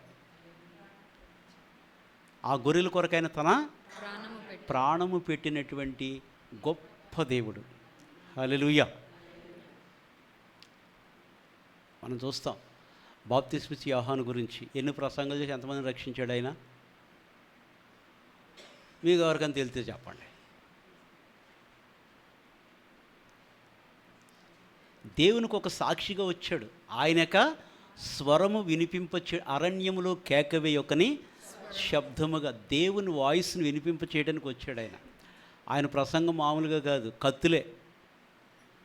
ఏ రోజున పట్టుకుని రాజుగారు అనలేదు, నీ సహోదరు భార్యను నీవు పిలిప్పు భార్య ఉంచుకుంటుంది పద్ధతి కాదు అన్నాడు. కాదన్నదికి ఆయన ఏం చేశాడు? ఒక నాట్యం చేయించి అది చేసి ఇది చేసి ఆఖరికి చెరసాలో ఉన్నటువంటి యోహాను తల. ఆయన మామూలుగా కాదు, యోర్దానదులు మొత్తం 12 గోత్రాల ప్రజలు వచ్చి పాపక్షేమం నిమిత్తం యోర్దాను ఆయన చేత సర్ప సంతానం అని తిట్టాడు. మామూలుగా కాదు, 2 బిడ్డలారు అనలేదు, ఏమన్నాడు? సర్ప సంతానమా.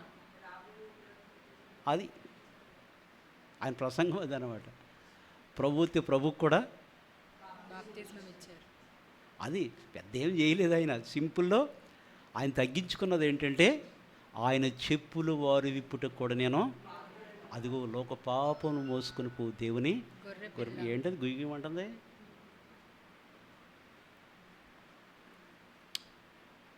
నీకు బదులుగా నేను చనిపోయిన ఎడల ఎంత మేలు, మరణిస్తే ఎంత బాగుండు అనుకున్నాడంట. మూసేసావమ్మా? అయిపోయింది. ఇప్పుడు 19వ అధ్యాయం మొదటి 7 వచనాలు చదివేసేయండి.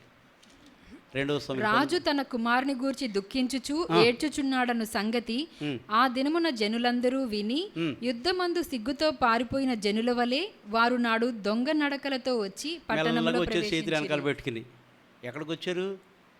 దొంగ నడక తెలుసు కదా మీకు? దొంగ నడత అంటే తెలుసా మీకు? కాళ్ళు పిల్లేకి వస్తారు కొందరు మెల్లగా, శబ్దం రాదు. తెలీదా? ఎంత అమాయకులు ఎంహెచ్ఓలు మనోళ్ళు, చాలా అమాయకులు కదా. కొందరు చూడండి, కొందరు అంటారు కదా, వీళ్ళు నడితే సీమ కూడా సావదంటారు, అలా నడుపుతారన్నమాట. సీమకు కూడా హాని చేయమని చూసుకుని నడుపుతారు చూడు. నాడు యుద్ధమందు సిగ్గుతో పారిపోయిన జనుల వలె వారు నాడు దొంగ నడకలతో వచ్చి పట్టణంలో ప్రవేశించిరి. నాటి విజయము జనులకందరికీ దుఃఖమునకు కారణమాయెను. నాటి విజయము జనులందరికీ దుఃఖమునకు కారణమాయెను. ఎవరు చెప్పడానికి లేదు, ఎందుకంటే చనిపోయింది అబ్షాలోము. అంటే యోవాబు కళ్ళు ఎర్రదీసేస్తున్నాడు. మీకు అర్థమైందా? యోబు ఆయన వెళ్ళి పాపం చెప్తానంటే, నువ్వెందుకు వెళ్తున్నావు? వద్దు, ఈరోజు తగదు, రేపు వెళ్ళి తర్వాత చదువుకోండి మీరు. ఇవాళ వద్దు, రేపు చెప్తే ఈ సమాచారం వెంటనే వద్దు, హర్ట్ అయిపోతారు. రేపు చెప్దాము కంగారుగా, రేపు కొంచెం నిన్న ఇలా జరిగిందంటే కొంచెం అన్నట్టుగానే. రాజు ముఖము కప్పుకొని అబ్షాలోమా నా కుమారుడా, అబ్షాలోమా నా కుమారుడా, నా కుమారుడా అని కేకలు వేయుచు ఏడ్చుచుండగా. చూసారా? 18వ అధ్యాయం 19వ అధ్యాయం వచ్చేటికి అబ్షాలోమా అబ్షాలోమా అబ్షాలోమా అబ్షాలోమా అబ్షాలోమా నా కుమారుడా కేకలు వేయుచు ఏడ్చుచుండగా రాజు అబ్షాలోమును గూర్చి దుఃఖించుచు ఏడ్చుచున్నాడను సంగతి యోవాబు విన్నాడు. విని నగరి యందున్న రాజు నొద్దకు వచ్చి మెల్లగా వచ్చాడు. చేసిందంతా చేసి రాజు పాలు నువ్వు కాసుకున్న పాలు పిల్లి తాగేసి మూతి తుడుచుకుని మేమంటే నీకు ఎలా ఉంటుంది?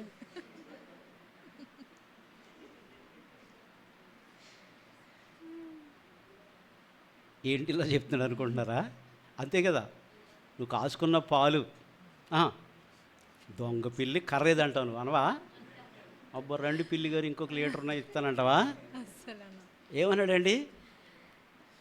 నగరి యందున్న రాజునొద్దకు వచ్చి మెల్లగా వచ్చి నీ ప్రాణమును నీ కుమారుల ప్రాణములను నీ కుమార్తెల ప్రాణములను నీ భార్యల ప్రాణములను నీ ఉపపత్నుల ప్రాణములను ఈ దినమున రక్షించిన నీ సేవకులనందరినీ నేడు సిగ్గుపరిచి నీ స్నేహితుల ఎడల ప్రేమ చూపక నీ శత్రువుల ఎడల ప్రేమ చూపుచు. అంటే నీ కుమారుని ఎడలను ప్రేమ చూపుతున్నావు, మేము పోయినా పర్వాలేదు అన్నట్టుగా. వేరే వాళ్ళైతే ఊరుకుంటారండి. దావీదు ఓర్చుకున్నాడు. కొడుకుని చంపేసి వచ్చి నిలబడి హల్లెలూయా అంటే ఎలా ఉంటుంది? నువ్వు ఓర్చుకుంటావా?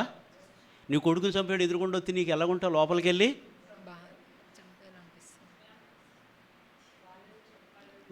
ఏదో ఒకటి మొత్తం గయ్యంటే వెనకాల ఎక్కడ వెళ్ళవలసింది. ఎందుకు బాబు ఊరుకోరా నాయన అంటే, నేను చంపేస్తాను నరికేస్తాను అంటాడు వీడు. అనడా? అలాగా స్తోత్రం, మా బాబుని చంపింది నువ్వేని అంటాడా? అసలే ఉన్నది ఇక్కడ ఎవరో?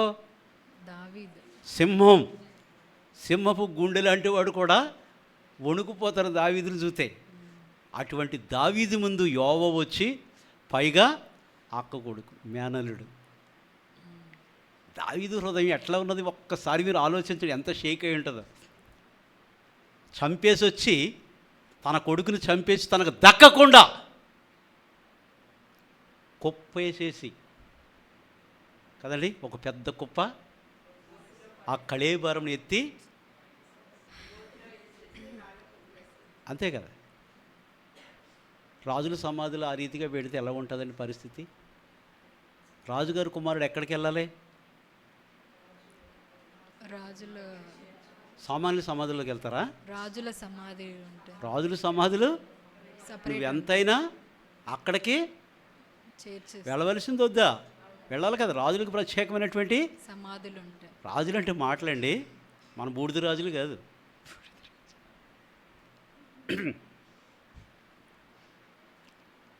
అయితే వచ్చి నిలబడి నేడు ఇంత విజయం ఇచ్చినటువంటి నీ స్నేహితుల ఎడల ప్రేమ చూపక నీ శత్రువుల ఎడల ప్రేమ చూపుచు ఈ దినమున అధిపతులను సేవకులను నీకు ఇష్టజనులు కారని నీవు కనపరిచితివి. ఈ రోజు మేము అందరం నీకేమైపోయాం?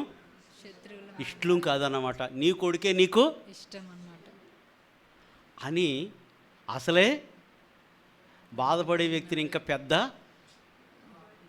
చెప్పండి. ఇంకా ఏం చేస్తున్నాడు? ఇంకా ఇంకా అసలే మూలిగే నక్క మీద తెలుసా మీకు? అసలే చెట్టు కిందకు వచ్చేది మూలుగుతుంటే అమ్మో ఏయో చేసి నీ పాపం దానికి గాయమై వచ్చి అక్కడ అమ్మ అమ్మ అంటే సరిగ్గా మూలిగే నక్క మీద తాటికాయ పడితే పరిస్థితి ఎట్లా ఉంటుందండి చెప్పండి? అసలే సేద తీరుతున్నాడు కొబ్బరి చెట్టు కింద వచ్చి, పైనుంచి బొండం వచ్చి పడింది అనుకో, మళ్ళీ ఇడ్డిన అవుతుంది కదా. మేమందరము చనిపోయి అబ్షాలోము బ్రతికి ఉండిన ఎడల అది నీకు ఇష్టమగునన్న మాట ఈ దినమున నేను తెలుసుకొనుచున్నాను. ఇప్పుడు లేచి బయటికి వచ్చి నీ సేవకులను ధైర్యపరచుము. ఇప్పుడుకి ఏం చేస్తున్నాడు? బెదిరిస్తున్నాడు. బెదిరింపులే మరి అయ్యి అయిందేది అయిపోయింది. బాధపడింది దావీదు, అయిందేది అయిపోయింది.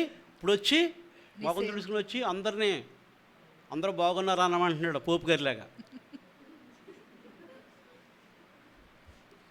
చెప్పు, ధైర్యపరచు.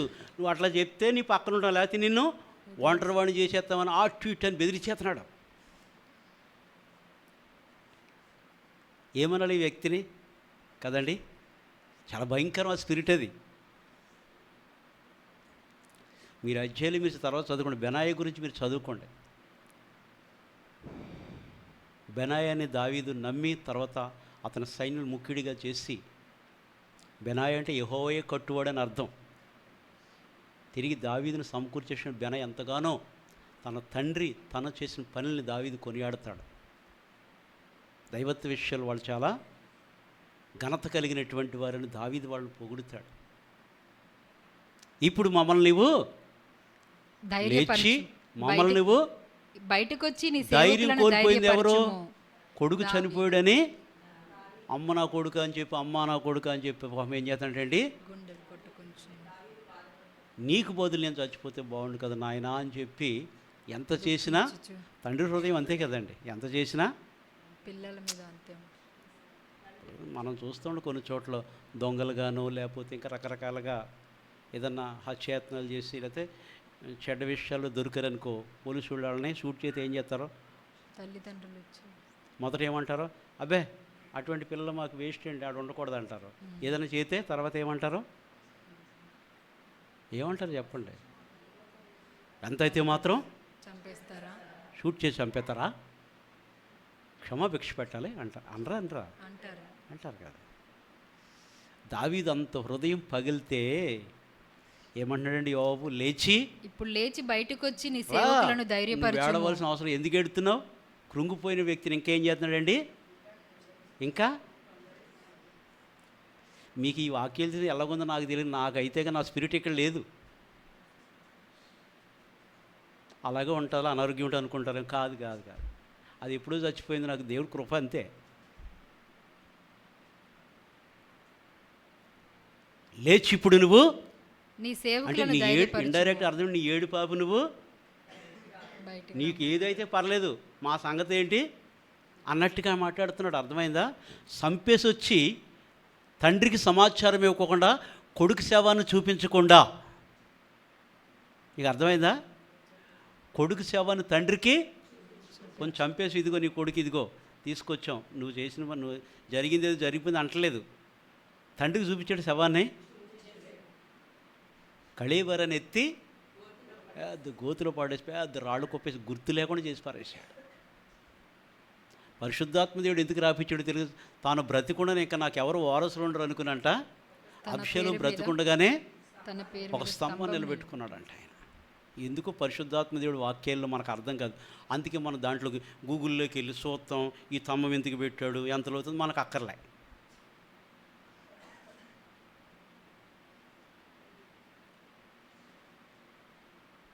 అంతే కదా.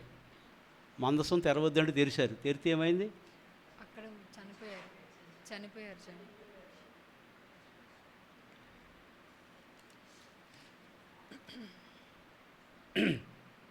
అట్లా లేచి ఇప్పుడు మమ్మల్ని నువ్వు బయటకు వచ్చి నీ సేవకులను ధైర్యపరచుము. ధైర్యపరితే నీ దగ్గర ఉంటాం. నీవు బయటికి రాకయుండిన ఎడల, ఒక్కవేళ నేను ఇప్పుడు రాలేను అంటే మాత్రం ఈ రాత్రి ఒకడును నీ యొద్ద నిలువడని బెదిరించేశాడు. మీకు అర్థమైందా? దావీదునే బెదిరించారు. దాని అర్థం అదే కదా. నువ్వు రాకపోతే నువ్వు ఎంత దుఃఖంలో నువ్వు సచ్చినా మాకు పర్వాలేదు, నీకు కూడా కష్టం వచ్చింది కదా, సరే మేము తర్వాత వస్తాం, కొంచెం సమాధానంగా ఉండి మేము తర్వాత వస్తాం మాట్లాడదాం అంటలేదు. నువ్వు ఇప్పుడే బయటికి నీ కొడుకుని చంపేసి నువ్వు ధైర్యం తెచ్చుకో, మమ్మల్ని వచ్చి హల్లెలూయా స్తోత్రం పుచ్చగించి అంటున్నాడు. వెనకాల ఉన్నోళ్ళైతే ఏమంటారు? తిట్టుకునేవాళ్ళు ఉంటారు కదా, వీడు చూడు ఎంత దుర్మార్గుడు, ఆయన కొడుకుని చంపేసి ఆయన ముందుకు వచ్చి నిలబడి కొడుకుని కూడా సేవను చూపించుకోండి, ఎట్లాంటి ఆశలు అవుతాను అనుకోరా? మీకు ఆలోచనలు రావటువంటివి. అందుకే వాక్యం అంటే ఒకటే కాదు, చాలా జాగ్రత్తగా ఆచితూచి వినాలి, మనం నేర్చుకోవాలి. పరిశుద్ధాత్మదేవుడు మనకు మంచి బోధకుడు.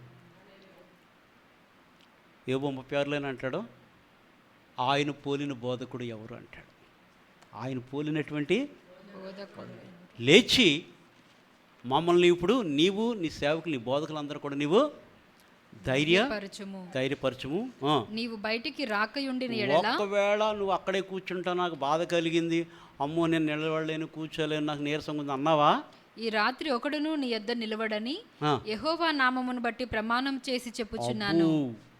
బెదిరించేశాడు యోబు గారు. యోబు స్పిరిట్ మంచిది కాదు, చాలా డేంజర్ స్పిరిట్ అది. అయితే అటు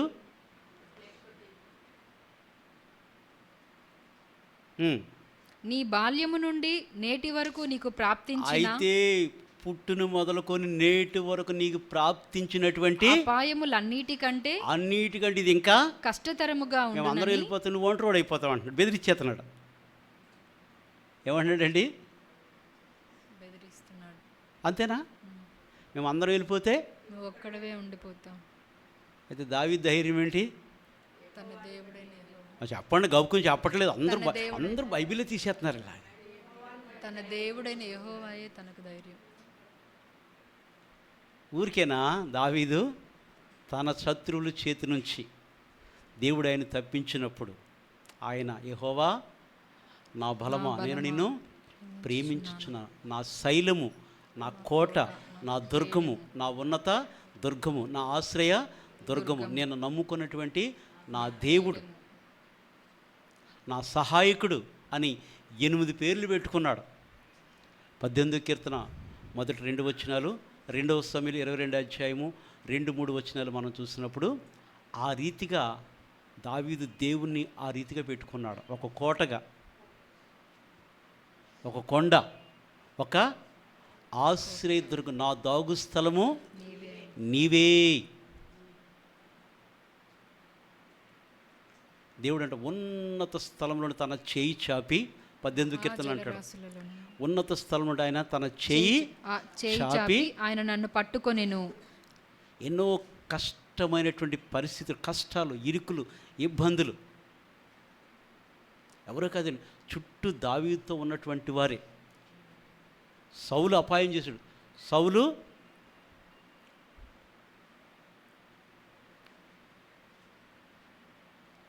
వాళ్ళు చేసినా కానీ ఆఖరికి సౌలు చనిపోయిన తర్వాత, యోనాతాను చనిపోయిన తర్వాత వారిని ఎతికి వారి ఆస్తి వారికి ఇప్పించాడే లేదా? ఇప్పించారు. దావీదు హృదయం అంటే మామూలు హృదయం కాదు. సౌలే ఒప్పుకుంటాడు, నేను నీకు అపకారం చేస్తే నీవు నాకంటే నీవే నీతిమంతుడు అంటాడు. ఆ దావీదు హృదయం ఏంటంటే పశ్చాత్తాపంతో. యోబు అన్నాడు, నీ దుఃఖం అవన్నీ మాకు అనవసరం, ఒకవేళ నీ వచ్చి జనులు నువ్వు బలపరచకపోతే నీ బాల్య దినముల నుంచి నేటి వరకు ఎన్నైతే కష్టాలు వచ్చినాయో వాటన్నిటికంటే కూడా అది నీకు కష్టతరముగా ఉండునని ఇంకా నీకు ఉంటుంది, మేము అందరూ విడిచిపెట్టేస్తాం, నువ్వు ఒంటోడు అయిపోతావు, దిక్కుమని అయిపోతావు అన్నట్టు మాట్లాడాడు అని రాజుతో మనవి చేయగా రాజు లేచి వచ్చి గుమ్మములో కూర్చుండెను. ఇక తర్వాత వేరే ఉంటుంది, తర్వాత పరిస్థితులు ఏదేమైనప్పుడు కూడా దావీదు తన దేవుడిని యెహోవాను బట్టి, అందుకే దావీదు దేవుని యొక్క హృదయానుసారుడు, పశ్చాత్తాపంలో దేవునికి ఎంతో విధేయత కలిగి, యథార్థమైన పశ్చాత్తాపం, మామూలుగా కాదు, నేనే పాపం చేశానని యథార్థంగా ఒప్పుకున్నటువంటి వాడు దావీదు. ప్రభు అట్టి హృదయం మనకు కూడా దయచేసి దేవుడి కొద్ది మాటలు దీవించి ఆశీర్వదించునుగాక. ఆమేన్. ప్రభు యొక్క బలలో